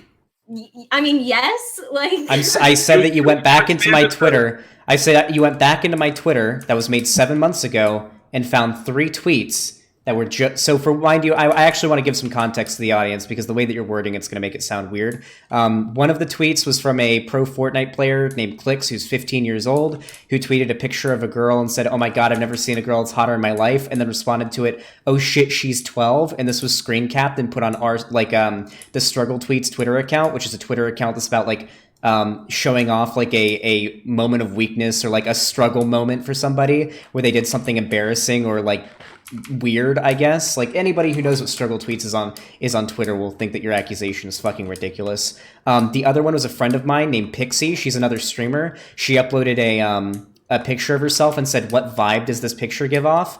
And then she, like, quote tweeted it and said, "I was hoping a bunch of you guys would say hot so I could respond, lol, that's from when I was 17 and I could, like, get you with, like, a joke." And I quote tweeted that and said, "This is why we don't simp in the comments, boys." And then another one was a thread. This was the third one. There might be a fourth one, I think, but it's more or less in the same lines as this, of, like, a viral tweet that had, like, quite a few likes and retweets that was, like, apparently a 16-year-old girl had started an OnlyFans and was, like, catfishing dudes online, and I liked the tweet. And you said this is, like, evidence of me being, I guess, sympathetic to dudes who get catfished, like, I don't know, by, like, underage girls. I don't know. I mean, So first of all, you're the one who's pivoting here right now. You've moved on. No, I'm not. I'm literally giving you giving you evidence or context to those tweets. Also, the argument that you gave originally that I was a liar. Oh no, the argument that you gave originally that I was a liar wasn't me being a liar. It was an unbelievably semantic attack at my wording, saying that you went back into my tweets from my account that's been made 7 months ago. And you're saying, well, actually, I only went back this many months. Like, this isn't an example of me lying. One many, so month. Hey, reminder. Hey, people, I understand that this is very heated and it's very contested. Do not speak over each other, or else I'll come in and I have to clean things up, and I really don't want to. All right. So I understand this is very heated. Try to the best of your ability to give each other the opportunity to speak and respond to specific points. All right. Alrighty. So, okay, yeah. So you're pivoting right now from the fact that you completely lied about the timeline of something that's pretty relevant. You literally said in your video, oh, this happened over a period of like 7 months, so it's not a pattern. But it happened over a period of 1 month, which is what I would call a pattern. So, like I said, this isn't lying. This is like semantically pulling apart my words to try to see some inconsistency there. Okay, Riley. Like I've literally like repeated all of the examples that you brought up, none of them being problematic in any way to begin with. You take issue with like the way that I framed, whether it was intentionally or not. I would argue it was unintentional if that's the case, of like the amount of time that passed when I made these tweets or when I liked these tweets. Okay, so I feel like it's pretty relevant because you yourself acknowledged that it would go to establishing a pattern. The second thing is we can get into the jailbait tweets in a minute, but that doesn't, regardless of if you think they're legitimate or not, doesn't negate the fact that you did completely lie about them. What did I lie about? I would like you to read exactly what I lied about. Okay. Riley, could you please go to 22 in the video? 20 minutes. All right. What it says is, in this late birthday phone stream done on July 29th, 2020, Xander Hall outright lies about the evidence that I've shown. He says that the screenshots I took of his jailbait tweets are going back months to the beginning of the year. This isn't like a pattern. She had 3 examples, all from since I started my Twitter, which has been like 6 months. That's quoted, so I assume that's a direct quote. This is a lie. The 3 examples I showed were all from the month before I put out my video. This is absolutely a pattern. Clip starts at around 54:30 in the video for context. So yeah, if you want to, I can listen to it. It sounds like if people agree on what the context is, it sounds like this is going back to the allegation, or like the issue of like, do the cited examples actually go back to when he started his Twitter, or were they over the same, like this past month, right? Have we already talked about this? Oh no, basically what happened was, remember in the video that she made on me where she like brought up a couple of examples of me liking jailbait tweets, which were like these non-problematic joke tweets. Yeah, during like a phone stream where I was on like streaming from my phone with my girlfriend, I said Cancel Couture like went back into my Twitter account like a few months to go find like some problematic examples of me liking tweets, but apparently it was only like a month or something, and she's trying to claim that this is like a pattern and I do it way more, and if she went back she would find a bunch of examples of me doing it even back then. But yeah, no, it's kind of weird. Cancel. So am I representing your argument correctly that like what are you trying to accomplish with this? This is, okay. I suppose what I'm asking. That was a direct quote. I forget what the exact quote was. Something like, so right now Xander is trying to portray this as, oh, like Cancel's just picking apart like my words. Like I wasn't actually saying it was 7 months ago. But if you read that direct quote and watch that clip, that's exactly what you're saying, Xander Hall. So either you're lying. Wait, do you think? So lying would have to implicate me like knowing like the like what you actually did. So do you think I knew like the process that you went through to dig up those tweets? Because from my perspective and my understanding, you just went back and found basically every problematic tweet you could find, because you were literally showing on screen me like following accounts, liking tweets, and like retweeting people. Like most of what you brought up weren't even tweets of mine. You like dug through my entire Twitter. The dates on the tweets were in the video. I think that if you want to try, do you think it's reasonable for somebody to like whenever you show? Well, I don't mean to interrupt, but I know what you're like saying. I just want to like, just for the sake of brevity, because this has been going on for over an hour and 20 minutes. Yeah. I wanted to. So, do you think that like me saying okay, do you think it's reasonable for me to see like the dates of the tweets in the video and to assume that I'm lying when I say that? Like, I don't know the process you went through to get those tweets, and then all I know, you went all the way back the 7 months of my account to find these? I don't think it's reasonable to require you to just look at the dates on the tweets and know about it. But I do think it's reasonable to ask that when you're describing this video to your audience, if you're going to say something so certainly that you're certain about it, or you at least did like an iota of research. Did it look? What are you talking about? Right? Like you just willingly said to your audience, oh, this is 7 months ago. Like when that just wasn't the case.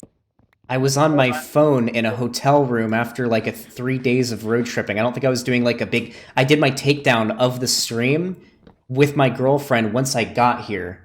Like, this wasn't like an authoritative, like me having like a hard stance on like debunking your claim. This is me like talking about it in passing during a stream in a hotel room in the middle of the night after 9 hours of driving. Okay, so you're saying that you can acknowledge that this was dishonest? Yeah, the claim might have been wrong, but it was not dishonest or a lie, no. I think it's pretty dishonest to speak with certainty about an issue and portray it as if I don't think I spoke with certainty. I think I said in passing that she like dug up a bunch of tweets from like 7 months ago or something. Okay, hold on, Riley. let me just listen. Let me just listen to this. Yeah, go ahead, Riley. Yeah, you go ahead, Riley. All right, you're talking about struggle tweets. Mm-hmm. Oh wait, hold on. I think I can actually share my screen to all of you, so that you can just follow along. Okay. Oh, perfect. You might be able to actually, if you stream your actual like like Google, you can actually have sound too. So like we'll be able to hear it. Yeah, you should be able to hear it. Like my chat is able to hear it, and if you're like listening through Discord, I think you should be able to. Like this is what me and Chud Logic did a little bit ago. I can't hear it unless you're streaming it. You might be streaming it. I can hear Oh yeah, it. yeah, you are okay. Here we go. Incest now? Because that's the implication of the logic this chick was using. Regardless, Struggle Tweets is a very popular Twitter account that showcases like the hilarity of particular unfortunate events towards a particular person online. And the example that showed was a post by Struggle Tweets where a pro Fortnite player, if I recall correctly, named Clicks, shows a picture of a girl and is like, "Oh my god, she's the hottest woman I've ever seen," and then shortly after says, "Oh fuck, I didn't know she's 12." Now, to be fair, she doesn't look 12, so it's understanding that he might have like not realized it, but then he like says, "Oh shit." And that's an embarrassing moment. That's pretty fucking funny. I'm not gonna lie. I laugh whenever a dude sees a girl who's underage, thinks she's pretty, and then finds out she's underage, and is like, "Oh god, oh no," and it, like freaks out about it. It's fucking hilarious. It's unfortunate for them, but it's hilarious. So I like that tweet by Struggle Tweets. That was proof of me liking jailbait memes or jailbait tweets. Another one was a tweet about a 16-year-old girl who'd apparently started fans. From my knowledge, it turns out you can just keep the most recent dono up on the middle of the video. Okay. I was looking for it again. The second tweet that I liked that showed on screen, or like retweeted that showed on screen, mind you, this is going back months, like to the beginning of the year. Like this isn't like a pattern. This is like she had 3 examples all from the last like since I started my Twitter account, which is months. Okay, so do you think that's me lying, or do you think it's me like authoritatively speaking on this, or do you think that's like me not like lying about something, or do you think that's me not knowing the methodology of which you dug through my Twitter to find this evidence of me liking jailbait tweets? Okay, so if I wanted to like, if I were to believe that you like completely, you had no idea when the tweets were taken from, you just assumed that I was digging through your Twitter, then it's still like pretty misleading because you're doing coverage on my video, right? Like, well, no, that wasn't coverage of your video at all. That was me doing a like mid-season, like sort of like shitty midnight, like actually for many people it'd be like 2 a.m. phone stream with my girlfriend in a hotel room, like for 30 minutes why were after you talking driving. about my video? Because people in chat were asking what I thought of it. And at this Okay. point, I hadn't even You're like trying to I hadn't cover it, even please I don't. hadn't even You're doing spoken. cover it. Mind you, So people in I hadn't chat- even spoken of the video up to this point. All that had happened is me and Lonnie watched Riley Grace's coverage of the video. I hadn't even spoken on it except for like on Twitter, and I think maybe in passing at some other point. Who knows? You guys might go find an example of me acknowledging its existence and try to claim that I'm lying. So I'll be a bit more clear that I'm not 100% sure. But I didn't cover the video. I didn't like respond to it or actually cover it or speak authoritatively on it until me and Lonnie's response stream that we did to it. So yeah. Okay, not so lying. you're Sorry, saying buddy. your audience asked you to speak on the video, you did, and then you just completely made stuff up based off of assumptions to your audience, and that you were not misleading them? Yeah. Things sure. that later turned out to be false. No, you got me, dude. I totally lied. I knew exactly what you did, and I lied. I wanted to make you look bad. You got me, dude. All right, cool. I mean, if that, like, I don't know what to say to that. We're going in circles here. We could go to the next lie. Sure, go ahead. Okay, so, in your video, covering my video, you say how, you always respond to DMs, and you imply that you didn't respond to mine just because you didn't have the time. Yeah? So I sent you my DM a month before I put my video out. Like a whole month. Wait, are you just mad that I didn't respond to your DM? No, I'm saying you tell your audience that they can DM you if they want to change your mind or have a chat about something, and then I DM'd you and you didn't respond. So that's a Okay, lie so- to your audience. Okay, hold on. So yes, I try my best to respond to DMs from my from people like my audience and whatnot, but I'm not. I don't. It's generally me reading them, and if it's worth responding to, I'll respond to it. Like if it's a question or something, I'll usually respond, especially if it can be with some brevity. If it's somebody saying something like, "Hey, I'm going through a really hard time right now," and what have you. Like, thank you for making your content, so on and so on. Like if it's something like that, I'll respond with like a heart, or I'll respond like with a small response or something like that, just to sort of like let them know that I saw it and I appreciate them and whatnot. But I don't like promise to be able to respond to every single message that I get, especially as I grow bigger and bigger. I literally have DMs from like massive YouTubers and shit that I haven't responded to. Mind you, your account that you DM'd me from was literally a month old at the time, had like 4 followers, and was like a play on the word cancel culture, on the term cancel culture. I was like 90% sure at the time that you were an alt-right psyop or something. So I don't know if you can really blame me for not responding to your DM that you sent me. Well, I can see, I could see not responding in our like little Twitter fight or whatever, but I feel like the DM was pretty informed and nice. I didn't don't know. even Are you see it. saying that I didn't you even did see it. I read- have a massive like line of DMs. Like as I've like most of my back when I was like God, even Lonnie can also attest to this because like I was already like around the time me and her started talking, I was already getting to the point where I wasn't going to be able to respond to every message that I got, which means I probably wouldn't have been able to respond to her message, which means we wouldn't have started talking and becoming friends, and so on and so on. That would have sucked because I love my girlfriend. But no, like my position or what I would say back when I was like a 10K sub Andy or whatever was that I try to respond to all of my fans replies. That's why I keep my DMs open, like on Discord and what have you. But like as I get bigger, that's gonna change. Like obviously. Okay, so that's no longer true. You're updating the fact that you respond to your fan. I mean, I respond to them, but I can't guarantee I'll respond to every single message. Like, that's just not, like, feasible for me. Okay. I get like dozens, sometimes even over 100 DMs per day. Like, it's just not, like... No, sounds good. That's That's perfectly reasonable. It's just, it's not the position you had stated before, so I wanted to clarify. When did I state that position? Well, just to give an idea of the timeline, just because I don't remember last time I said that I respond to all of my DMs. Mostly I say anyone can message me and I'll probably respond, or I'll try to respond. Like, when did I say that I would respond to every DM? May 13th, you said something along those lines. Okay. Like in the month I posted my video, I think June or maybe July actually. I don't know. Well, I gained nearly 10,000 subs, like over 10,000, I think, in that time period. So I think it can be understandable that maybe my ability to respond to every message probably isn't. Like, I don't think that's an example of me lying. Like, that's just. Like you seem to be like grasping for examples of me lying, like blatantly lying about things, when I've given an example of ones like of Spooky like just blatantly lying about a thing that she knows is untrue.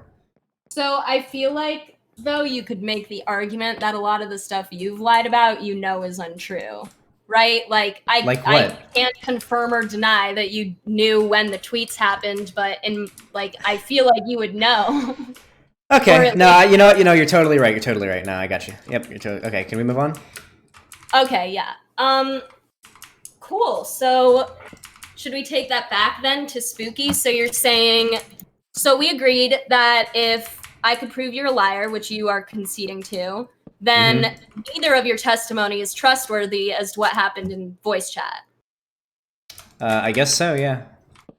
Okay, so since we can't trust your voice chat testimony anymore, and we've already discussed the screenshots you showed that didn't make it very clear it was a relationship, do you have any other evidence that what was going on with Spooky, like that she should know it wasn't a relationship? I mean, you can ask everybody else that was involved if they feel comfortable talking to you. I mean, all of them agree that they made it very clear to her. I mean, there's a screenshot in the gallery that I sent you back when she was having her big breakdown on Twitter saying, "What the fuck is she doing? We all made it clear that this wasn't a relationship." I'm pretty sure that was the wording of what they said in that screenshot. Like, I'm sorry, but like you're arguing against like the like documented evidence there that it wasn't a relationship. You just want very desperately for me to be guilty. So the only evidence that's left that we're talking about right now is the eyewitness testimony of the other girls in the group.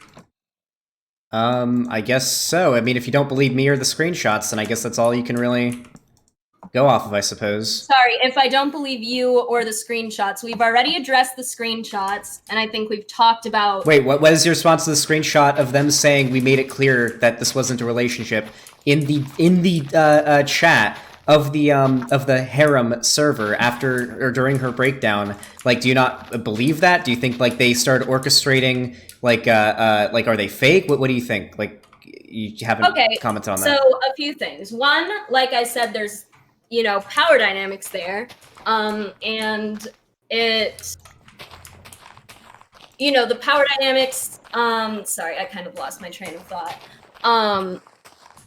Okay, so first of all, the power dynamics make it so it's a little harder to believe, like, the eyewitness testimony of someone who's still actively your friend, right? Like, that makes sense.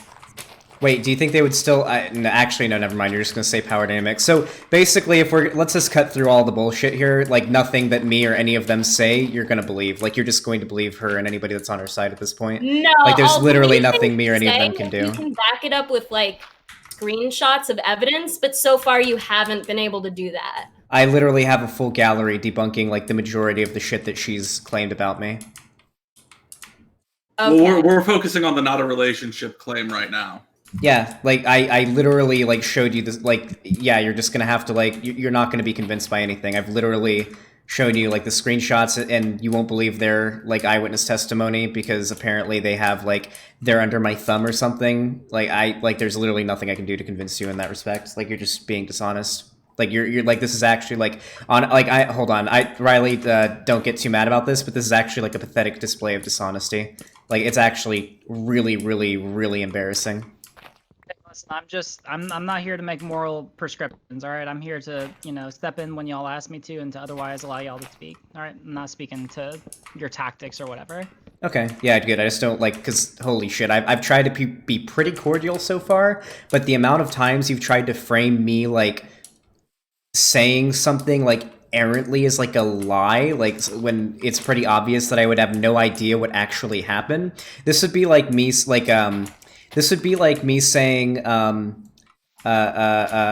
how about an example? So there was a dude that was in, actually this is somewhat related to the debate that we're having, so we can bring it back around to that eventually, but here's a good example. So back when I first started streaming, there was a dude in my community named Extreme Dad. He's a Nazi, kind of a piece of shit, what have you, and he ended up getting caught with like hitting on and asking underage girls for nudes, and this became like the dominant narrative in like all around. It happened in Vash's server and it happened in Destiny's server apparently, and so that was like a thing, and so everyone was talking about, including me, about how he was a pedophile, but then it ended up coming out that he wasn't really, and it was like a really long, like complicated thing, but it ended up getting proven that he wasn't actually like the screenshots and shit were edited and whatnot. And so he started accusing everybody who spread that around of lying, when in reality, they were only repeating what they had heard. They weren't lying. So that's basically what you're doing right now. You're trying to do the same thing that he did and accusing me of lying in this respect, when really it's just like... You actually did not hear some of the things you're saying. Some of the things you're saying, you just hadn't heard the truth, so you filled in the gaps, which I think is an important difference. Does that mean that do you think like me? Okay, let's go back to the screenshots of Twitter posts, for example. Do you think me saying like, oh yeah, she like went back into my Twitter accounts like 7 months old and like sifted around through all my tweets to find these? Do you think that's me lying, or do you think that's me making an assumption about what she did because she was making a big hit piece on me? Yeah, I would say it's a assumption. These are pretty but it's reasonable an honest assumptions. assumption. Yeah, it's like cool you can assume that, but when you start saying that as if it's fact, when people have asked you to talk about it because they're interested, it feels pretty disingenuous. I mean, like, I literally said that I was going to cover it in detail after I got to California and I was on the road, so I spoke about it errantly, just sort of offhanded while we were talking. This isn't evidence of me lying. Okay, well, I think the people who asked you to talk about it and saw that would have probably believed what you were saying, no? Probably. Do you think that changes anything at all? Do you think that makes me a liar? I mean, they were led to a false conclusion because you didn't do your research and spoke. What would about that false something conclusion you hadn't done be? your research What would that on. false conclusion be? That the Twitter timeline for when these screenshots came from is a lot longer. Okay, what do you think that changes? Mind you, Well, this as isn't you evidence said, of me as lying. you This is developed evidence in of your me. video, if they're all from 1 month, it looks like more of a pattern It's not a what is it a pattern of? of, liking and promoting jailbait tweets and ideas. What kind of jailbait tweets and ideas am I promoting? Okay, so it sounds like you want to get into this. Do we want to stay on? I'm No, down I mean to we move- can. I'm No, down to I'm move done. to the Like no, I thing. mean if you want to go into like because this doesn't prove me being a liar, but if you want to get into like how they're problematic, I'm fine with that. Yeah. Okay. Jailbait tweet.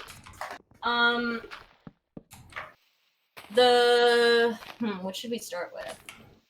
Struggle tweets? Yeah, let's do it. Well, okay, struggle tweets is gotta be something we probably don't agree on in the end, but I will make my case. So struggle tweets is like relatable stuff. Like one tweet I saw was someone dropped her phone on her head and had a big bruise on her face, right? Because that's relatable. You're wrong right now. I can literally go to Struggle Tweets account right now and bring up their posts. Like anybody who is aware of Struggle Tweets is going to disagree. These are relatable tweets. They're literally tweets that are supposed to be people who are like it's to make fun of the absurdity or the unfortunate thing that has happened to somebody.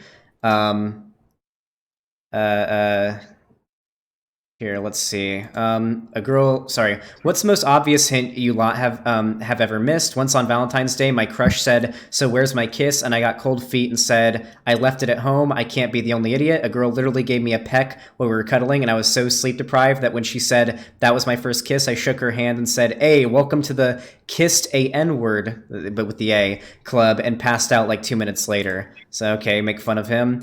Got these group of girls on Omegle, and someone in their background says, "Is he cute? He sounds cute." Then they all say no and start laughing at me. Here, I'll actually show this on screen. Looking for a healthy alternative to chili dogs? Swap out the chili for tuna. So this is not relatable here. This is just fucking disgusting. People are so horny on this app, I swear. I bet Kamala Harris has a great smelling pussy. So these aren't relatable tweets. These are meant to, like, literally, like, I don't know what to tell you. You're just wrong about what Struggle Tweets is supposed to be. I don't know what to tell you. Like, this is just like a well-known, Struggle Tweets is a massive Twitter account. Nobody is like confused about what the intention of this entire account is. I don't know what I'm supposed to do from this point. Fam, I'm gonna use the restroom real quick. I shall be right back. Be safe. Okay. I'll miss you, I'm Riley. down to move on from Struggle Tweets. Like, Yeah, I'm down to move on. I feel Yeah, like that's not a hill you want to die on. That's definitely not a hill you want to die on. Yeah, well, I think we have better things to spend our time on. Yeah. Okay, let's move on to the next one. Let's move on to the next tweet. Struggle Tweets. True. All right, let's move on to the next tweet. The Pixie thing I'll also drop because, like I said, it's lesser. I think, the most apparent example of why this is problematic is the 16-year-old girl. Okay. So this tweet was a 16-year-old supposedly posing lewd for a camera, and then 2 tweets, I forget what they said, something about how underage women can catfish men. Nope. So the tweet that you're talking about, I believe, if I remember correctly, is about allegedly a 16-year-old girl who started. It was a post saying something along the lines of, "Oh my God, there's a 16-year-old girlfriend. Here's her girlfriend. This 16-year-old girl that goes by this handle on Twitter. She has like an OnlyFans and she catfishes people into thinking that she's like." Of age. She's not. She's got an OnlyFans. This has to be stopped. And it was like a call to action about how fucked up this is. I don't think that's like me liking or supporting jailbait. Okay, so would it change your mind on this if I could show you evidence that some red flags of, you know, someone being trafficked is having a fake ID and lying about your age? Do you think that's like me supporting some like problematic tweet?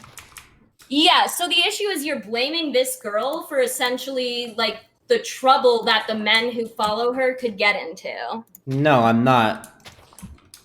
Okay, then we're just gonna have to go to the Also, clip yeah, where- if you're an adult, wait, no, hold on. If you're an adult man, yeah, it's your fucking responsibility. Or if you're an adult, like sexually active person at all, it's your responsibility to make sure the people you're engaging in a sexual relationship are of age. Like, what do you mean? Yeah, of course, I advocate for people who are of age and sexually active to be careful that they aren't engaging in a relationship with someone who isn't legal, even if it's them lying about it. Okay, so just for reference, this is the tweet you liked. This girl, 16, has an OnlyFans and Snapchat Premium, is using a fake ID to attract older men, and doesn't even give a fuck. Twitter needs to remove these fucking people with the pedophiles off this platform, period. And then there was 3 images in that tweet. Oh, damn. Sounds like it's even more damning for her. I think something ended up coming out that she wasn't 16 or something, but, like, I couldn't have known that when I see it. But, yeah, that sounds actually even more damning. That, like, the way it's framed sounds like she's actually, like, trying to get dudes in trouble or something. Damn. Okay, so here's the issue. Your automatic assumption is that, like, she has autonomy in this situation and that she's trying to get men in trouble. When in reality, shit like lying about your age and having a fake ID is a red flag for being sex trafficked. No, okay. It may be in some very small circumstances, but I guarantee the majority of teenagers who have fake IDs aren't using it, don't have one because they're being sex trafficked. I'm sorry, but like, I don't like. What about teenagers in child porn? I'm pretty sure there is a significant. I would not be surprised if there's a significant amount of underage girls that have started an OnlyFans and use like a fake ID to do it. It can be like pretty fucking easy money. Like I know girls who back in high school were like selling their nudes and stuff like that. I guarantee that if there was a platform as ubiquitous and massive and profitable as OnlyFans, they'd be doing it then too, and they would probably use fake IDs if they already have them. Like, I mean, like literally even if we deny all of that, you're trying to argue that I like support like some fucked up shit because, oh, if you look at this tweet very analytically and you think about how the implications of, oh, sometimes there are teenage girls that have fake IDs and it's because they're being sex trafficked. Like, this is such a stretch. Like, you're gonna pull a muscle from reaching so hard. Like, I don't know you if you want to be reaching this hard because you're gonna pull a muscle and need to go to the doctor, and most Americans can't afford a $400 emergency. Like, you got to be careful with this reaching, my dude. Thank you. Funny, very funny, dude. Yeah, thank you for the concern. I mean, I am I'm a pretty big streamer. Yeah, I'm a pretty funny dude. Yeah. I guess I just didn't laugh because I don't have a sense of humor. No, probably not. No, the way you've kind of acted doesn't really seem like conducive with somebody who has a sense of humor. Yeah, no, I'd agree. Okay, all right. So, okay, on the jailbait thing, I actually pulled up some theory that is relevant to this because I think it kind of explains why exactly this is so problematic. So this is an article called Policing Sexting, Responsibilization, Respectability, and Sexual Subjectivity in Child Protection / Crime Prevention and Responses to Teenagers' Digital Sexual Expression. So just for a little context, this article is talking about a quote, respect yourself campaign that some like Canadian ministry did to help stop teenagers from sexting. But the way they did it is essentially, saying like, oh, well, it'll be your fault if your peers get in trouble for child porn. I don't know. Let me read this to you. I think it applies. Okay. I argue that the Respect Yourself campaign harnesses slut shaming in order to responsibilize teenage girls for preventing sexting's purported harms. Moreover, I suggest that the CCP expands the responsibilization logic when it obliges a particular demographic of teenage girls to abstain from consensual and at times constitutionally protected sexual expression. In doing so, teenage girls are responsibilized for managing not only their own potential experiences of humiliation, sexual violation, and criminalization, but also the criminalization of their peers, who presumably would not have redistributed her imagery without her consent, and thus come into contact with the criminal justice system had she refrained from sexting in the first place. Thus, I suggest that this campaign constitutes certain teenage girls' unintelligibility as sexual subjects, while simultaneously fetishizing them as sexual objects, and undermines teenage girls' ability to challenge a normative sexual order in which they are often blamed extra or legally for their sexual victimization. Hey, Ansel, just before people go on, because people in my chat are a little confused, could you clarify what point you're trying to make right here with this? Okay, so this is basically, you know, some feminist theory responding to like a Canadian campaign that was called Respect Yourself. Basically, like, told teenage girls not to sext for the same reasons Xander is giving here, right? Like, you could get the people you send the pictures to in trouble. Wait, no. If you wait, hold on, no. So if there are underage people knowingly tweeting or like engaging in a sexual relationship or pursuing a sexual relationship with people who are like who it is illegal for them to be in a relationship with, yes, I put some onus on them, but I put an equal amount of onus, if not more, on the adult in the situation.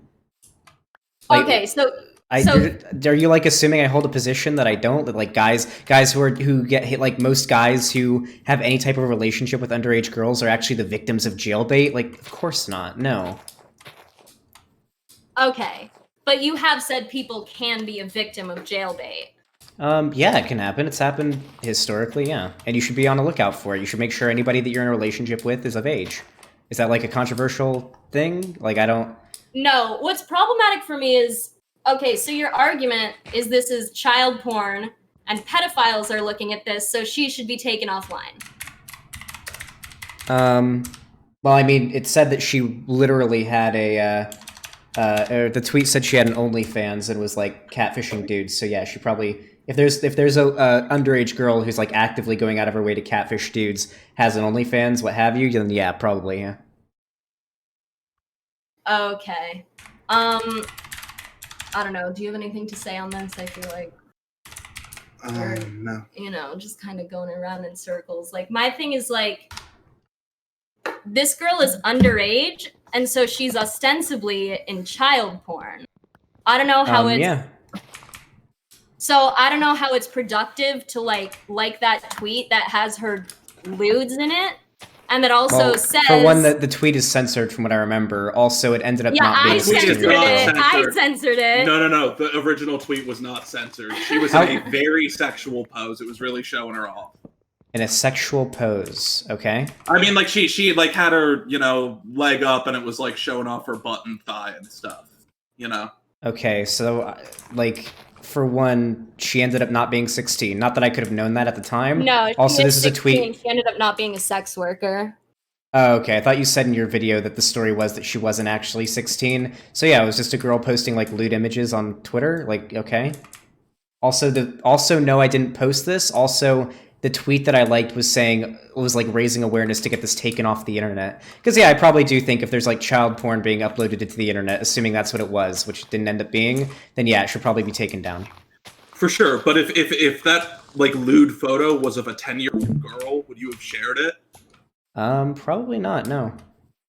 Yeah, so that's the issue. Like, why are you giving this 16-year-old so much autonomy when, what? You know... Wait, did I share it? Did I like retweet it? You liked it, which kind okay, of I don't like think that's liking how a it tweet showed up is on my sharing feed. it. Like, I don't want to see lewds of kids. Okay, so for one, the way you described the picture, from what I remember, it wasn't anything you wouldn't see on Instagram. So it wasn't anything constituting porn, to be clear. So that's one thing I'd like to throw out there. Also, it's a tweet trying to raise awareness. Well, allegedly, that was trying to raise awareness about child porn being uploaded to the platform or to like some other platform and how it needs to be taken down. Like, this is such a reach. Okay, I mean, I don't think it's that much of a reach to take issue with you like liking and spreading around what is literally child porn, or like what's implied to be child porn. Like, the implication is she's doing porn. It has her handle in it, and one of the screenies from the tweet that you liked says, "Underage girls can manipulate grown men, also using a fake ID to catfish online." Like, this is the issue with jailbait, right? Wait, like, did I like that tweet? Wait, hold on. Did I like that tweet? So that tweet was like in, I don't know if you guys can show screenshots, but we have the screenshot in the Was it like the top chat. response to it or something like that? No, it was like a screenshot that someone had posted in that original tweet that you liked. So you can see it from, this isn't like when To me, I can show it to people on stream. Yeah. Yeah, it's in the chat. It's in the chat? Like in my stream chat? No, it's in our chat. The little Discord group. In the Discord group? Here, let me see. Okay, you're talking about this girl is 16, has an OnlyFans, those two pictures? Yep. Okay. The first one of those two has underage girls can manipulate grown men, blah, blah, blah. All right.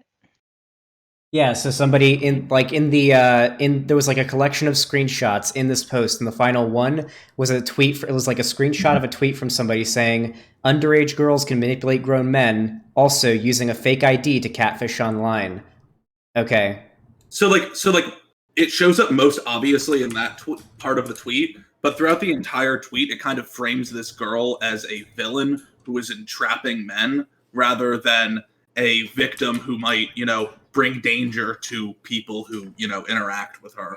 Well, the way the tweet frames it, it sounds like this is a fairly, prominent... I can't know all the context behind it, of course, but when I see a tweet show up in my timeline that was, mind you, the reason I saw it was because it was retweeted by a shit ton of other people that I know, and it was already getting, a ton of attention, was because here I have in front of me a tweet claiming that there is an underage girl who is using a fake ID to upload child porn to the internet and is doing sex work, and it needs to get taken down. And that's what the post was to do, to raise awareness and get it taken down. That doesn't seem very problematic. If you want to, dig super into it and see if I have some, implicit bias. Literally, this is completely irrelevant. Maybe she wasn't doing it willingly, although it ended up being that wasn't even the case. You are impugning me for the first thing, or for me not thinking, maybe it was, actually sex trafficking? If there was an implication there or anything to go off in that tweet, then I would have thought that probably, but there was nothing to go off in that tweet that would make me think that. Okay, so like I said in my video, these are all, it's not like the worst thing in the world to like 3 jailbait tweets, but when it's compiled with everything else, it does kind of show a kind of sexist, not great ideology. Okay. So, if you want, we could leave this for now and get back to it if we have time, but I think there's a few more pretty important pieces of evidence we have regarding, the spooky issue and just the creator-fan relationships in general. Hit me up. All right. Okay, so in this video at 9:20 or actually, no. So, okay. Yeah, let's do 9:20. Yeah, okay. So at 9:20 in the video, you have Riley. You acknowledge Xander Hall that you only... Well, should we just have the video play? Yeah, let's just have the video play. I can go ahead and... All right, I'll share my screen. 5. All right, so... It says in this clip from his M stream July 25th, 2020, Xander Hall acknowledges that the reason why people wanted to have sex with him now is because of his fame. Mm-hmm. Yeah, a lot of people probably want to have sex with me because I'm pretty popular.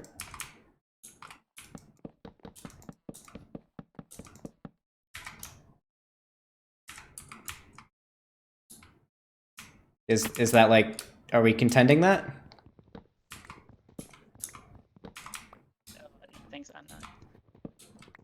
Oh wait, can you guys not hear me? Yeah, we can hear you. Sorry, we're just watching the video. Okay. Like, I don't contend that I said that at all.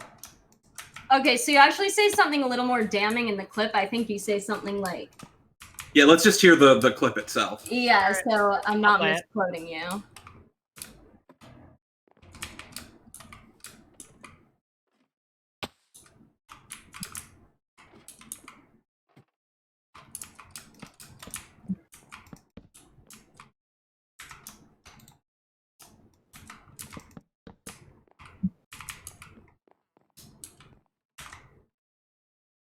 Oh, here, I'll watch the So stream. it's your time, okay? Sure about Nabazuki. Good name. Yeah, I think that's it. Yeah, that's it. Okay, so here's you saying that you didn't have a lot of, you know, sex before you got famous, but now that you're famous, you do. Ironically, I had more sex with more people before I got famous than I have since I got famous, because the only person I've had sex with since I got famous is my girlfriend. Okay, but the implication here is that you're aware that you're using your fame. That your fame is why these people are interacting sexually with you, right? Like, Wait, who's interacting sexually with me? I mean, you know, the harem members, I would say. Your girlfriend. Well, no, if they actually wanted to... Oh, so you think my girlfriend only wants to date me because I'm famous? I mean, I think that's famous, part of of how your course. relationship Well, certainly there's- happened. It's certainly Well, that's how she discovered related. me. That's not necessarily why she's in a relationship with me. I mean, at this point, like, I feel like if she wanted to be with me just because I have, like, popularity, like... I don't feel like I that don't would... think it's that simple anymore. You guys are now in a different relationship, but it definitely started because you were famous. No. I think there's a difference between, like, someone contacting you and learning about you because you have, like, a big platform, that's how they hear of you, and them just wanting to be with you, or them, like, going out of their way to be with you because you're famous. Like, I take massive issue with that. I'll also, hold on, before this goes on, some people are commenting that, like, it's a little uncomfortable that people are talking about very personal issues. If people are fine talking about it, that's fine, but I also just wanted, as the mod, to, like, say that, like, this can be something which we do not have to discuss. Like, No, I'm fine with it, but I would like to clarify Okay. that Lonnie... I'm fine with it, but I would like to clarify that Lonnie's in chat, and she seems not too happy that you're trying to ascribe her, like... Basically calling her, like, a gold digger or something, I guess. Like, she's just sort of out for my fame.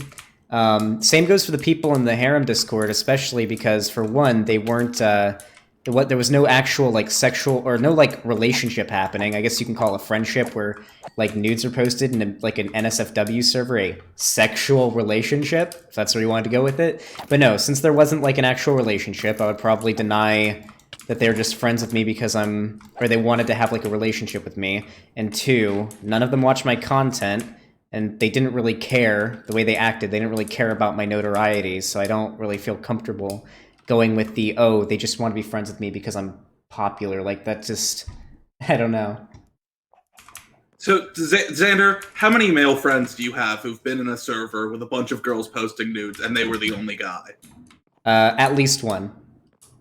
Okay, well, personally, I've met none, and every guy I Wait, know Ethan, are you would in like here? to Hold be on. in a server like that, right? Hold on, is he? Nah, Ethan's not still here. Damn it, he would have lost his shit. Sorry, never mind. What? What'd you say? Right, like, this is not a normal occurrence that happens to normal guys, and it's a thing most normal guys want. So, to me, the fact that you're famous is inherently related in the fact that you were able to build this harem. Maybe it's just because more people see your face, so more people end up being attracted to you, right? But, like, it's still inherently related to your fame. So here's the issue. I've thought about this a lot as well. I like to think that I'm, like, a moderately attractive dude. Probably not very, like, above average, but, you know, probably around average. Now, are there going to be people who just, like, want to pursue a relationship with me because I'm, like, a figure with, like, popularity and they have some kind of parasocial relationship? Of course, but I'd argue that's probably a higher chance, especially at the size that I'm at now, that just because I'm getting around, like, my face is getting around and more people are aware of me, then the chances of people who find me attractive or would be interested in dating me, even if I wasn't a public figure, just because they think I'm interesting or because they think I'm attractive, is going to be higher. Also, I don't think me acknowledging that, yes, there are people out there that probably want to have a relationship with me because I'm popular is like an argument, like, against me for anything. Well, what you said in that video is, you know, I didn't really get any until I got more attractive and got fame. But I'm not really more attractive now, which leads me to believe it's just the fame. Well, like I said before, I've only had sex with one girl since I started doing leftist YouTube, and that's my girlfriend. And I've technically had sex with more women before, so I mean, I guess you'll have to take my word for that one. Okay, so you were just, you know. So what you said was just false and untrue. It was just because bravado. Wait, what did I say that I had sex with people? Like that I had like a ton of sex because I'm like a big leftist streamerino now, or did I say I have way more people like approaching me? Because I do get a lot of people that approach me, and I turn them all down because they're fucking obviously fans and they act super weird. You said something. We can go watch the clip again, but you said, you know, I was a virgin. You know, I didn't really get any, but now, you know.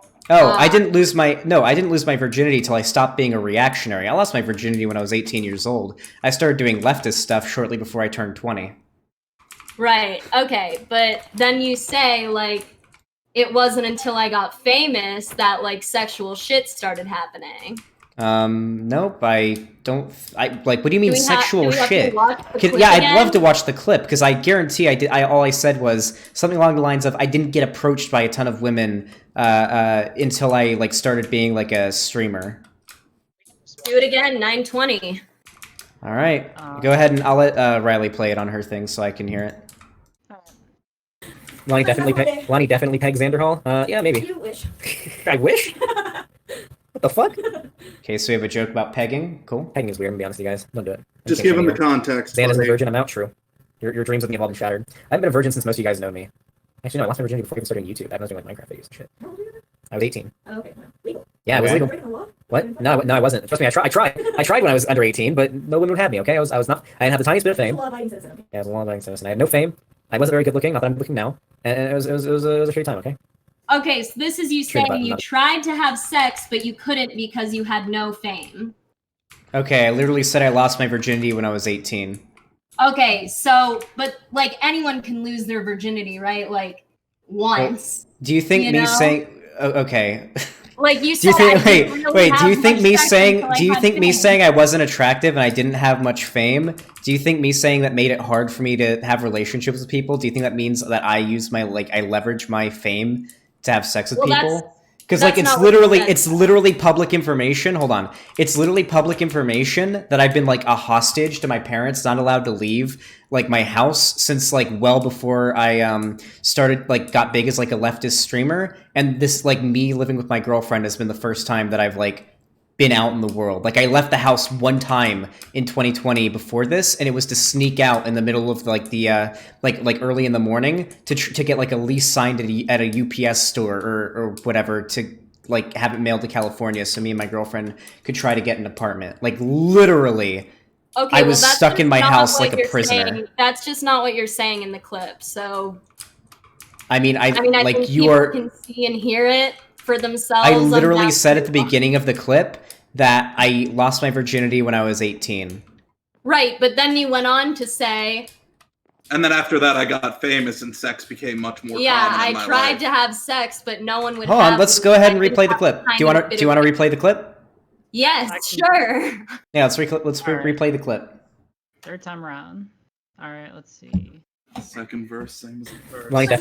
Lonnie definitely pegged Xander Hall. Yeah, maybe. You wish. Here, I'll slow it down just so that we don't have to play it a fourth time. So I'll play it at normal. I wish. What the fuck? Pegging is weird. I'm gonna be honest with you guys. Don't do it. I'm king shaming you all. Xan isn't a virgin. I'm out. True. Your dreams of me have all been shattered. I haven't been a virgin since most of you guys know me. Actually, no, I lost my virginity before I even started doing YouTube. Back when I was doing like Minecraft videos and shit. How old are you? I was 18. Oh, okay, well, legal. Yeah, it was legal. Breaking the law?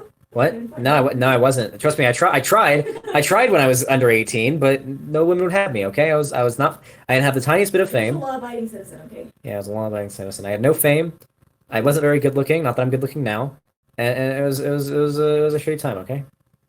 Yeah, so I was talking about before I was even 18. I didn't start becoming like a leftist streamer until like right before I turned 20. Yeah. Okay, so but you did hear yourself say, I tried, but I didn't have the tiniest bit of fame, so it didn't work out, right? Like I said I wasn't good looking, I had no fame. I was talking about qualities And that I'm make not someone more good-looking now. sexually yeah, attractive. you said I wasn't good looking, not that I'm good looking now, so that cancels itself Yep, I made a out. self-deprecating joke, my friend. Okay, so we have another clip of you acknowledging that you're unattractive and that it's just parasocial interest in you. I'm not Okay, I think I'm. You know what? No, I own up to it. I'm very unattractive, and the only attractive quality about me is my face.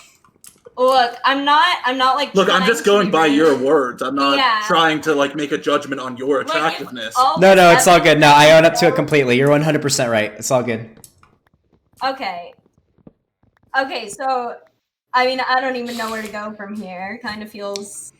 Yeah, I mean, so if you admit you use your Yeah, fame so you're to admitting- get sex, like, I think I'm done here. You know, Yeah, I'm I think happy. We're good. I mean, like, if you think that somehow I managed to have sex while I was like being trapped, like in my parents' house, not allowed to leave for like a year, then I mean, like, I guess so. I mean, like, No, but I think you received sexual favors using your fame in that time, including a whole lot of nudes. I think that's no. probably The only about the only farthest nudes. you could go. So I've been sent unsolicited nudes, and I never respond to that or like engage with that. The only nudes I've been sent were from my friends in the Discord chat, and they weren't even most of them weren't even sent to me directly. They were just posted in the public chat, and many of them also posted nudes in other servers. They weren't even like special nudes being sent just to me. Like, no, I don't really like. Okay, so then Yeah. what did you mean when you said I tried, but I didn't have the tiniest bit of fame?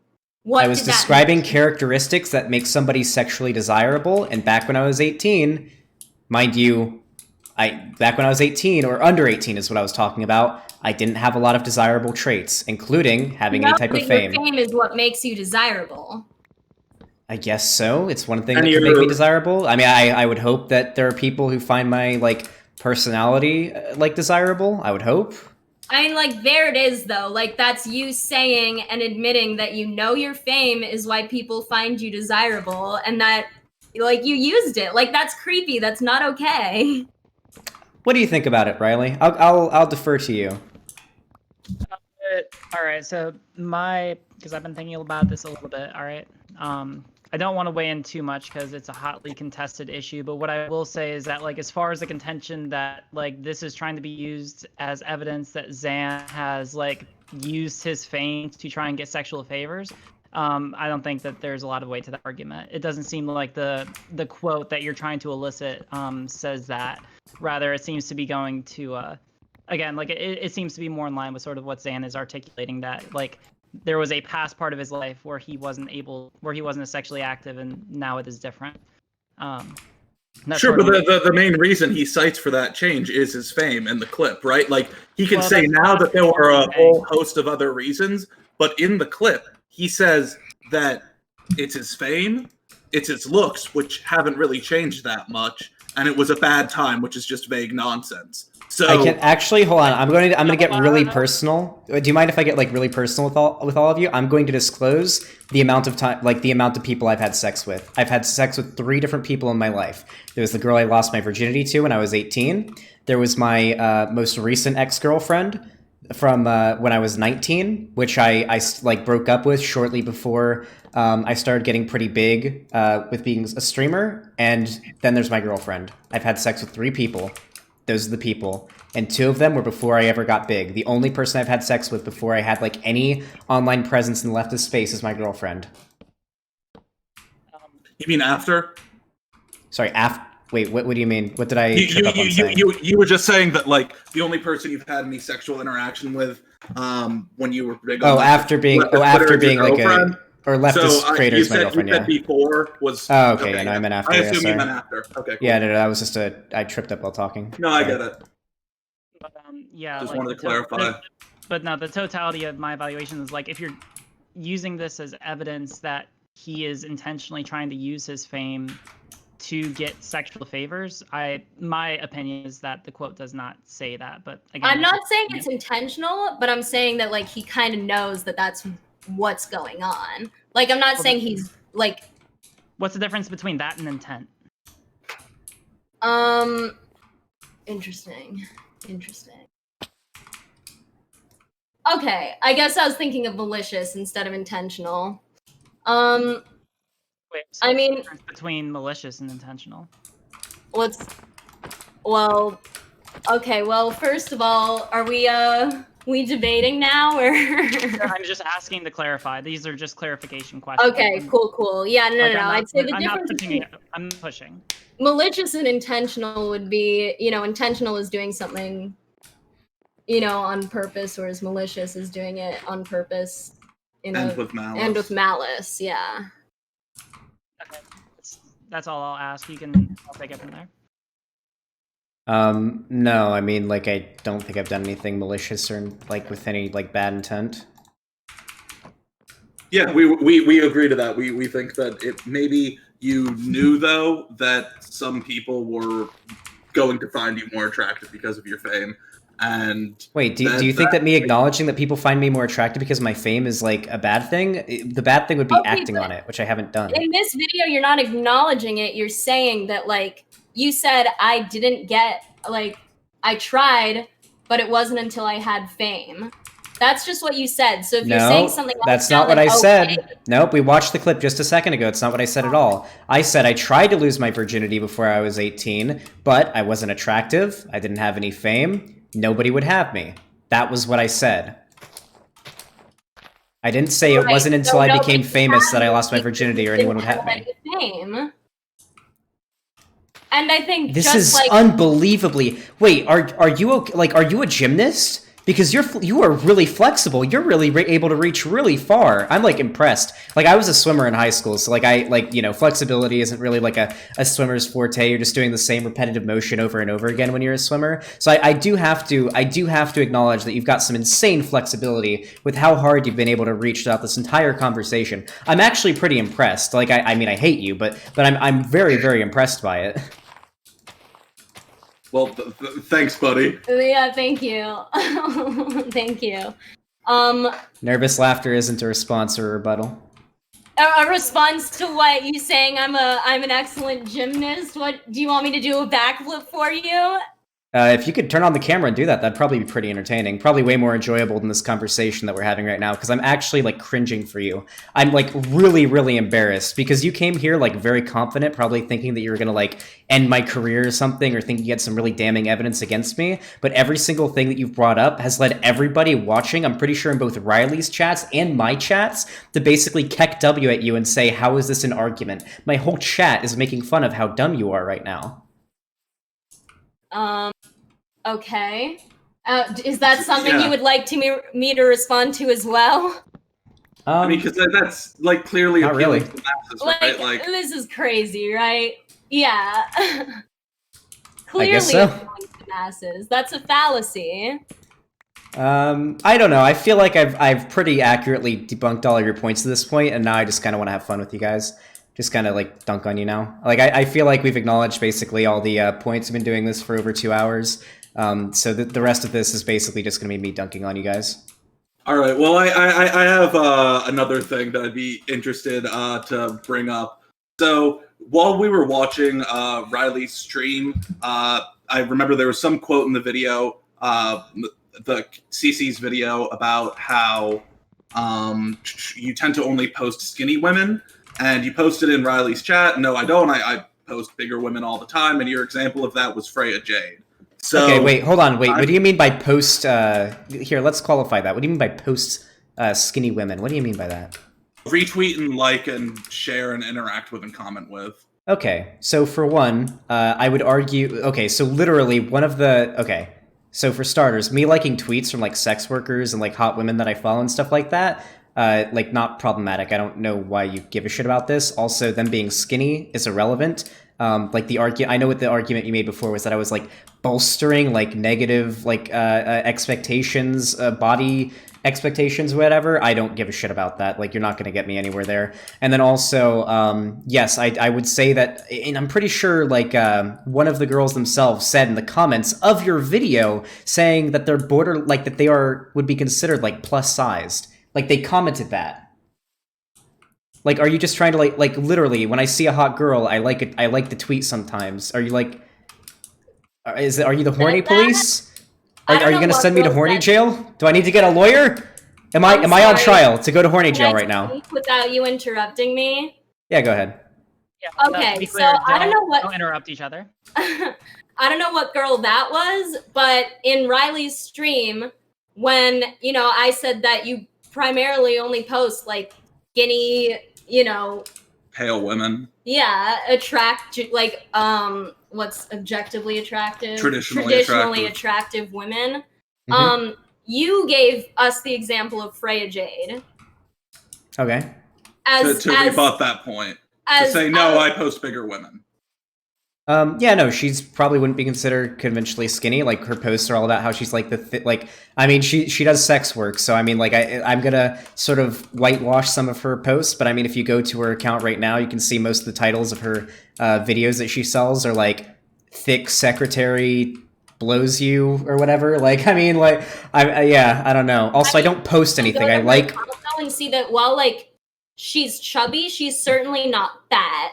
And like that was the representation I never said she was fat. Wait, do you want me to like start liking tweets from like fat girls now? Is that like, will that make you happy? No, the point there was more just like, again, a lesser point, but I mean, your Twitter has 10,000 followers now, and oh yeah, by only liking a certain type of woman, you're kind of reifying, I think that's a word. Reinforcing the like unhealthy standards of beauty. I just like liking the tweets of hot girls that I see. I don't know what to tell you. Yeah. Well, that's why I suggested making a separate account. I don't have time for that shit. What do you think I want to like? All I do is I fucking like and sometimes respond to tweets. I'm not gonna make a whole new fucking account for that. What are you talking about? Okay. What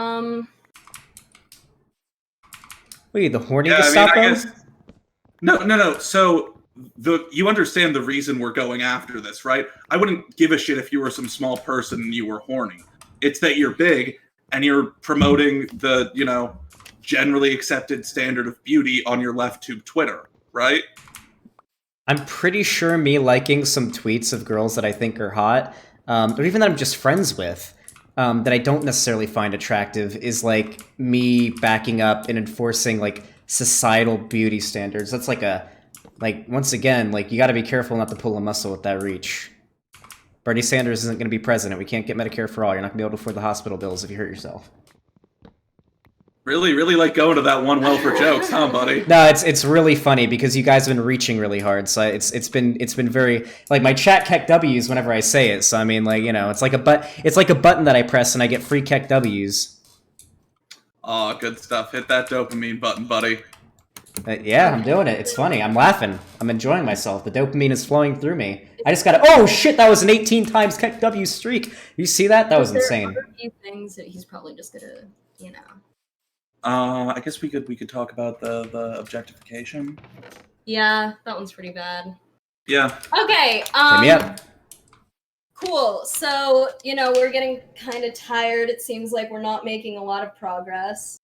I guess, Wait, hold on. Wait, Freya is apparently in chat right now. Wait, Freya, talk again?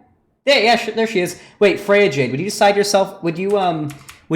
yourself as being like a plus size model? Because they're trying to say that I only like tweets from women that are like conventionally super skinny and thin, and that I back up like harmful societal beauty standards. Would you say that like that like me liking your tweets would fall into that line?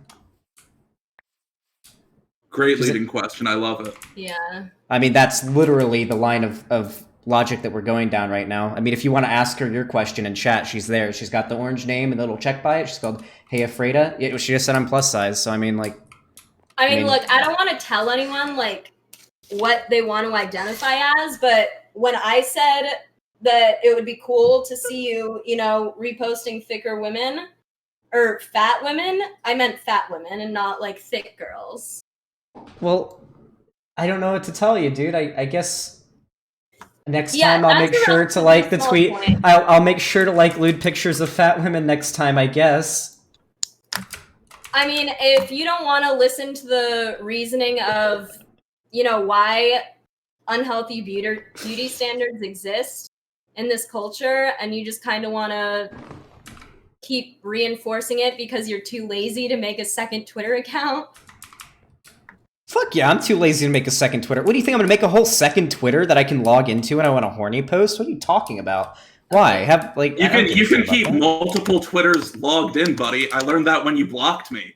You can just you can hit one button and you're on the other Twitter. Time for horny. Oh, now I wanted to post about Why would politics. I do that? One button. Time for name. Why would I do that? Because otherwise you should either start filling those likes with some bigger sex workers, or you can just have the second account, not horny posts on main. So you do realize you are being the Otherwise, definition of horny police right now, right? Well, the other prong to that issue is that, the two examples I showed, Plain Dane, maybe she had... Oh yeah, that's her. No, she's the one who responded to your video. You can actually go down there now, because I looked over the comments last night before I did this, just in preparation to see some arguments from like if any of my fans were responding to your video with like counter arguments, what your counters to those counters were, just as a little bit of preparation. She responded to your video and said, "Yo, what the fuck? I'm curvy as hell. I'm plus sized."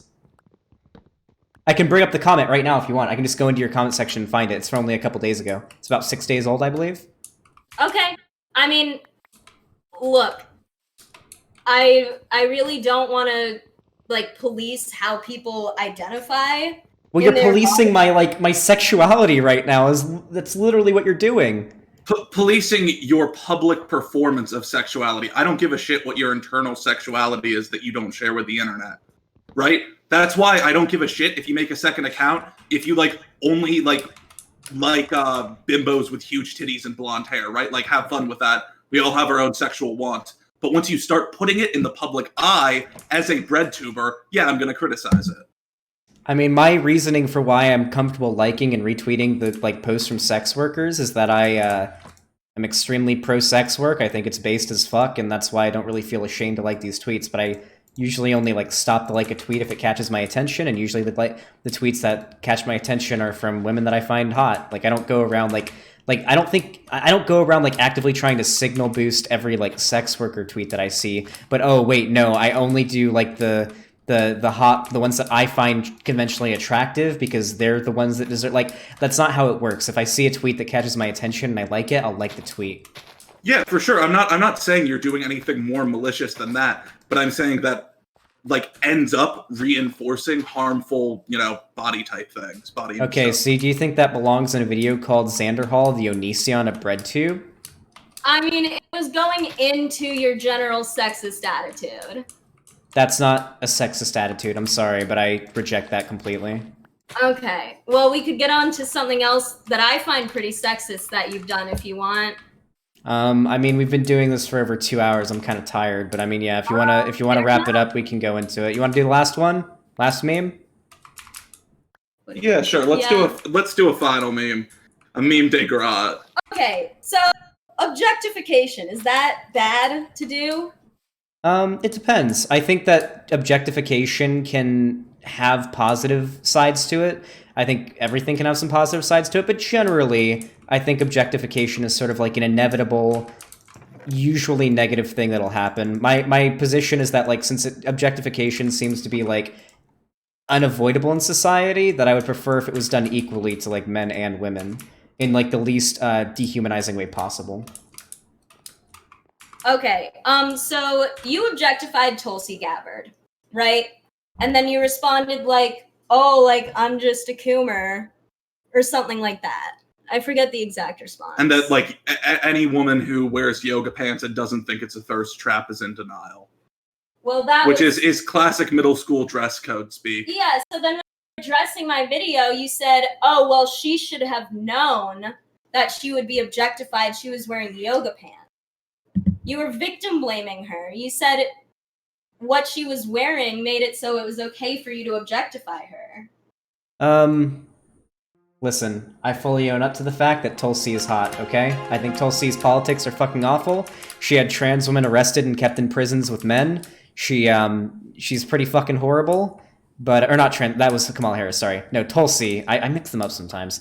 No, Tulsi is pretty fucking terrible with her politics. I'm not a huge fan of Tulsi, but she is hot. Shuanhead is the one that kind of started, like, within leftist circles, the, Tulsi Gabbard is hot as fuck, sort of thirsting after Tulsi thing, and yep, when she's doing workouts in tight pants like yoga pants, I find it attractive. So yep, I mean like. So okay, yeah. I just want to acknowledge that you have pivoted from objectifying it to finding her attractive, right? Like if I learned that you were turned on by that video, I wouldn't care in the least, right?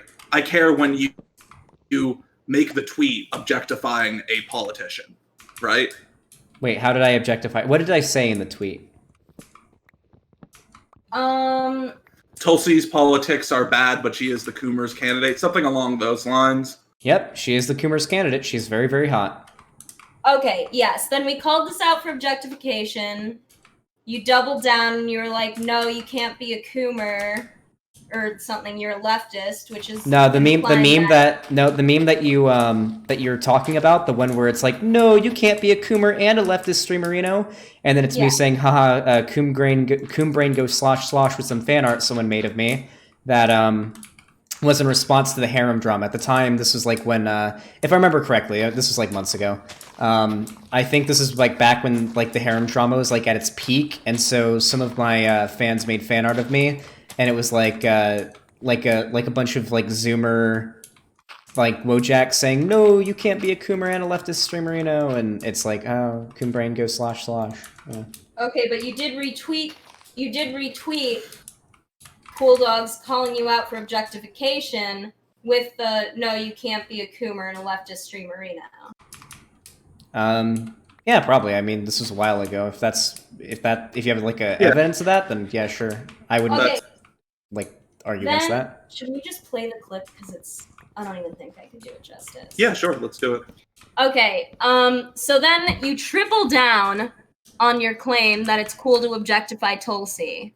And this is what you say. So can we go to 3330, please? I'm just seeing my screen right now. Like someone's watching my stream. Is Riley still here? Yeah, I'm here. What's up? Oh, could we go? Oh, got it. 3330. Okay. Yeah. Can we celebrate that I have almost 1,100 viewers right now? Damn, dog. I got over 200. Hey, everybody after this should go leave a like on Riley Grace's stream. Aw, thank you. Even though it's already been taken down twice because I've lost internet multiple times. Oh, shit. Hey, this time is the one that's sticking until I lose it again. Anyway. Everybody go sub to Riley Grace, okay? She's almost at like 6K subs. Oh, shit. Alright, so 3330 you said? Yeah. Yep. Okay. On its own. But as we start to add these instances up, we get a clearer picture of Xander's at the very least subconscious misogynistic beliefs about women, and also his unwillingness to change his beliefs, despite marketing himself as if that were true. Here's a recent example of him objectifying women. Let's go over this. I don't like Tulsi's politics, but she was the Coomer's candidate. Can I get some like, any other Coomers in here think Tulsi is hot? Like, okay, I'm sorry. It is not misogynistic to find women. Hello? hot. Can you guys hear It's us? not, okay? Yep, I'm watching the video. Uh-oh. Yeah, we're watching it. Women wearing exercise clothing, like tight pants and stuff like that, and doing squats and like push-ups and shit, and burpees is hot, okay? It's hot. I'm a Coomer. It's hot. Is it hot? Sure, yeah. Yeah, it's pretty hot. Yeah, it's kind of hot. Yeah, Coomers. It's kind of hot. Is it misogynistic? Maybe. I mean, depending on the context, I guess. But you guys do know that. Oh, hello? Yeah, we're watching the clip. We're watching the clip. Tulsi Yeah, for sure. We cut out there for a sec. was massively I think- popularized by Shuanhead. Are we still going? I think that's the whole clip, right? Just watch till like the next thing comes up. Okay. Right? Tulsi is a good candidate. Fuck you. That's unfortunate for you. No, she's not. She's not a good candidate at all. But she is hot. Anyway, Yeah, so I made like a joke tweet about how she's like the Coomer candidate. To clarify, I watched this video and it is not a thirst. It is her doing a military Alright, that's workout the in a whole long clip, I sleeve shirt think. and yoga pants. Is that it? Is that yeah, it? you'll see the next screen. You'll see the next title. Yeah. I'll keep going. Clearly not sexy. Women are still in denial about yoga pants to this day. It's really unfortunate. Hey, if you're watching this and you're a woman, you should probably know that like if you wear yoga pants, like people are looking at your butt. They really are. Okay, yoga pants. True. Don't be in denial about yoga pants. Okay, it's embarrassing. True. Truer words have never been spoken. I just want to know if I should keep going or not. Yeah, keep going. Okay. Sexual. Nothing sexual. Do I really mean sexualizing women doing their job, especially in an already sexist field, is wrong? Oh, apparently I do, because Xander sees this as just being a Coomer. As a Coomer myself, I'm offended by the implication. Bullshit. I do not True. believe that this lady is a Coomer, okay? I bet this lady has had sex a quarter of the amount of times I have, which is not all that much, honestly. As we now know, because that's I'm way less than older. once. Yeah. Bullshit. I don't believe you, okay? Nobody is this prude when it comes to anything. This is stolen valor. This is stolen Coomer valor is what's happening right here. I'm offended. I feel fucking offended right now. I feel offended. I am genuinely offended. This is Because stolen there's about Coomer 30 more valor. seconds. Yeah, for sure. Sorry. I'm upset by this. This is unacceptable. No, this lady definitely isn't anything approximating a Coomer. No Coomer will ever make the argument that yoga pants aren't a thirst trap. Okay? It's just not. I'm sorry. I'm sorry. This lady's not a Coomer. I'm calling bullshit. A basic definition of objectification is the act of treating a person solely as an object of sexual. So basically exactly what he did in this post. All right, do you want to move on from, or do you want to like talk about that clip now? Probably enough. Okay. So what do you I don't take issue think- with that? Do you think me thinking that like yoga pants are attractive and that yeah, if you're a girl and you go out wearing yoga pants, people are definitely looking at your ass? Do you think that's like It feels kind of like victim blaming when you say if you're a girl and you're wearing yoga pants, you should expect to be objectified. I don't think that's victim blaming. I think acknowledging that yes, yoga pants do show off enough that people are probably going to look at you in a sexual way. I don't think that's victim blaming. Now, however, victim blaming would be if I said, oh, you don't like being looked at in a sexual way? Shouldn't have worn yoga pants. That would be victim blaming to the fucking max. I don't think saying that like yoga pants are hot though is Do you victim think blaming. Tulsi wanted to be looked at in a sexual way in that clip? Do you think that was her goal? I don't know. I can't know that. Well, I would say no. I watched the video. It wasn't a thirst trap. She was doing like a military workout for like Veterans Day or something. Okay, I don't care. Okay, so you were objectifying her without her consent. And your reasoning for that I don't feel is, like well, I was she wearing objectifying yoga her, and I don't think anybody needs consent for you to find them attractive. Okay, yes, that's true. But there's a difference between finding someone attractive and objectifying them. I don't think I was objectifying her. I acknowledge that she's a Don't think you were politician whose objectifying beliefs I Tulsi by disagree saying with, she but was she's the hot. Coomer's candidate. Literally, Coomer candidate comes from shoe on head. Okay, well, you've also objectified AOC, so there's another clip we could go to if you want. And also Wait, something do you coming think me from talking- Sean wait, that, hold on. like, other Hold on. people did it Whoa, whoa, isn't an whoa, whoa, whoa, whoa. excuse. Mod stepping in, all right? Again, reminder, I know it's heated. Just let each other respond. Don't talk over each other so that the audience can hear you, all right? Okay, I will recite basically a summary of anything I would have said about AOC. AOC is hot as fuck. She's a fucking queen. I would let her step on my throat. Also, her political descriptions are fucking great. I think she's a fantastic politician. She's, I believe, the most popular politician in the entire country. And yeah, that's my position. She's hot as fuck. You were talking about running for president, and you said how she wouldn't be able to run anytime soon, but you also said, but she would be simultaneously the first and hottest female president. Yeah, based. Fuck yeah. No, she can't run anytime soon because she's too young. And yes, she would be absolutely the hottest president we've ever had.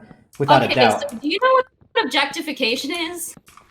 Not that. You don't know what objectification is? No, he's saying he Objectification doesn't- is objectification is when you reduce somebody to being merely an object of sexual attraction. Yeah, Rather than so being a by human calling being. someone a Coomer candidate, you're reducing them to just their sexual value No, and not I'm their not. actual worth, which is as a politician.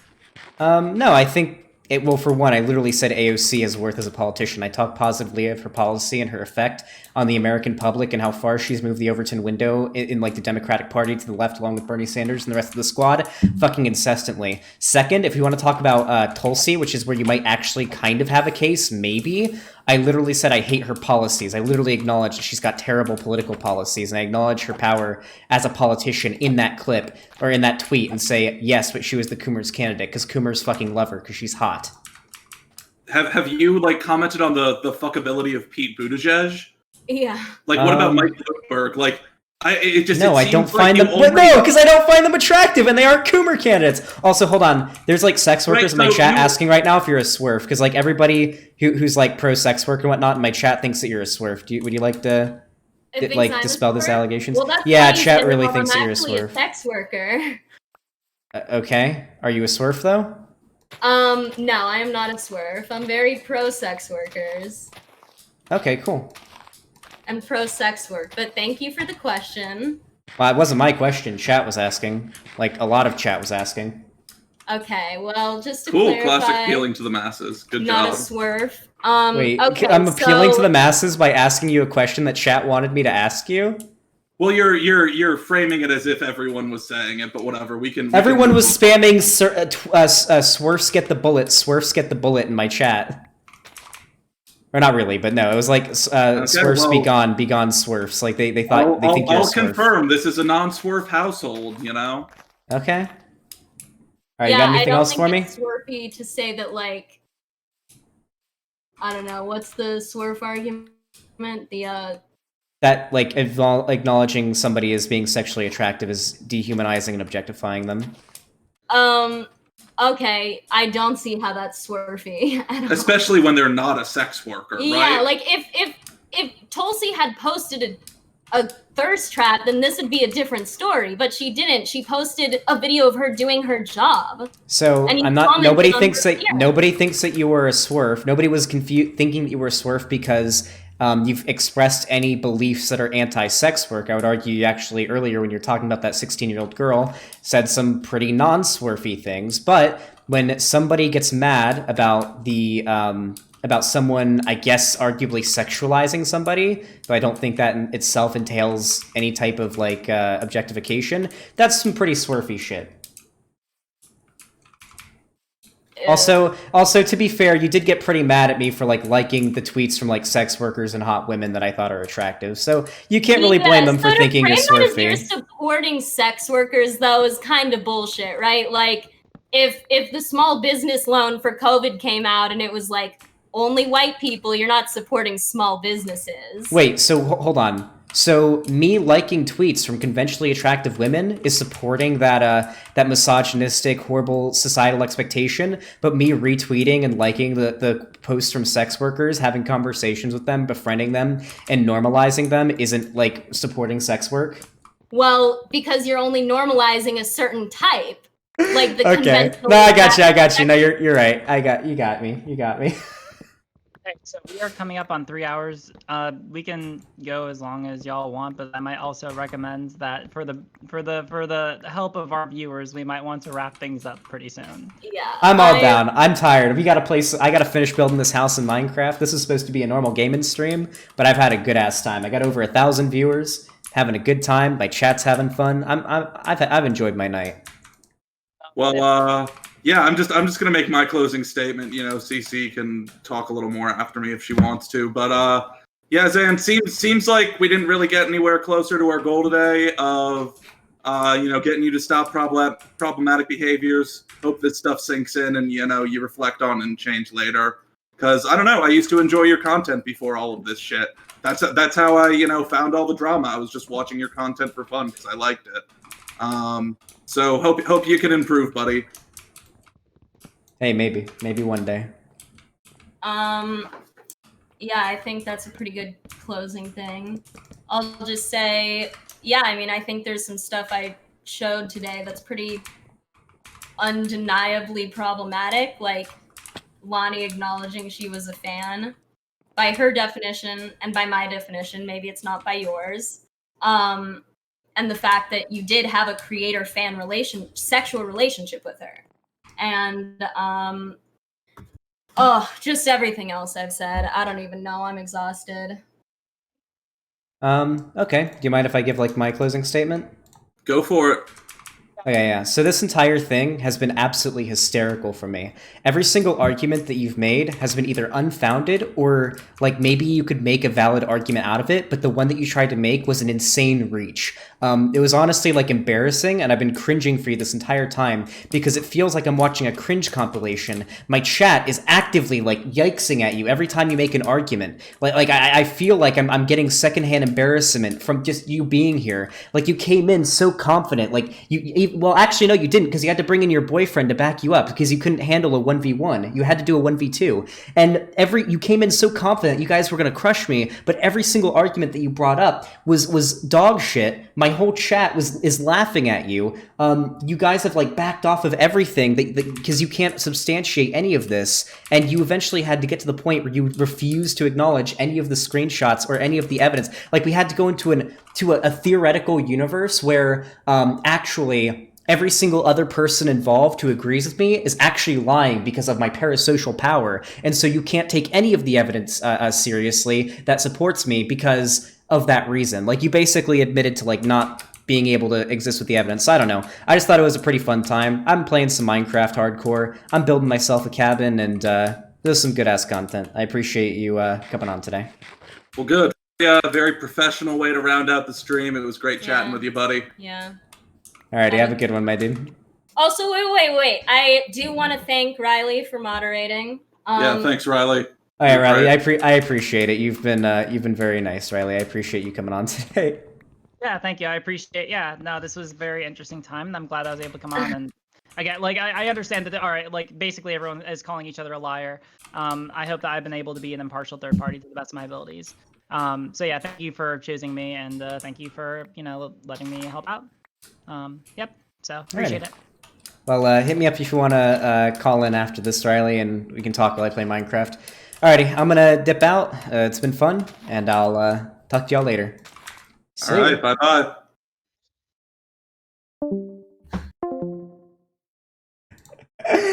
Oh my god, that turned out so much better than I ever could have fucking predicted. Over 1,000 viewers watching. Oh my god, I feel like that went really well. I feel like that went really fucking well. Oh god. Holy shit. Babe, did you turn up the AC? It's hot as fuck in here. I'm actually, like, kind of sweating. My back is getting sweaty. I would love to debate them because I don't believe they're not Smurfs. I mean, like, you did turn up the AC? Please turn it back down to, like, 70 or 68, babe, please. Tendies? Wait, did you make me tendies? Hold on, babe. Did you make tendies? No, I didn't touch it? Oh, okay. Getting stabbed literally hurt me less than this combo. I don't even know. This is gonna take forever to upload. I said I would turn it down. Oh, okay, thank you, baby. This is fucking painful, dude. Yeah, it was. It was really fucking hard. Well, for me, it was actually, like, I had second-hand embarrassment for them. Who's seen ContraPoint's video on cringe? I actually watched it just a couple days ago, and, this discussion reminded me a lot of that video because she goes into, like, the science behind the mechanism of cringing. And there's this thing called morbid cringe, where you almost feel like somebody who comes into a situation feeling really overconfident, once they get their expectations get crushed, once they get crushed and reality sort of falls in on them, you feel this almost, like, problematic, like, morbid cringe at the response of them having their, like, having reality, like, kind of come for them, you know? I don't know, I kind of had that feeling the entire time. Holy shit, dude. Pope Jupiter thinks the tier 1 says, that was one hell of a debate, my dude. Nothing better than scolding some smug woke scolds. I know, it felt good. That was really good. I feel like that was a strong start. I'm still streaming for like an hour or so after this. I feel like that was like a really good start. Oh, okay, babe. I feel like that was like a really good start to the entire Minecraft hardcore world.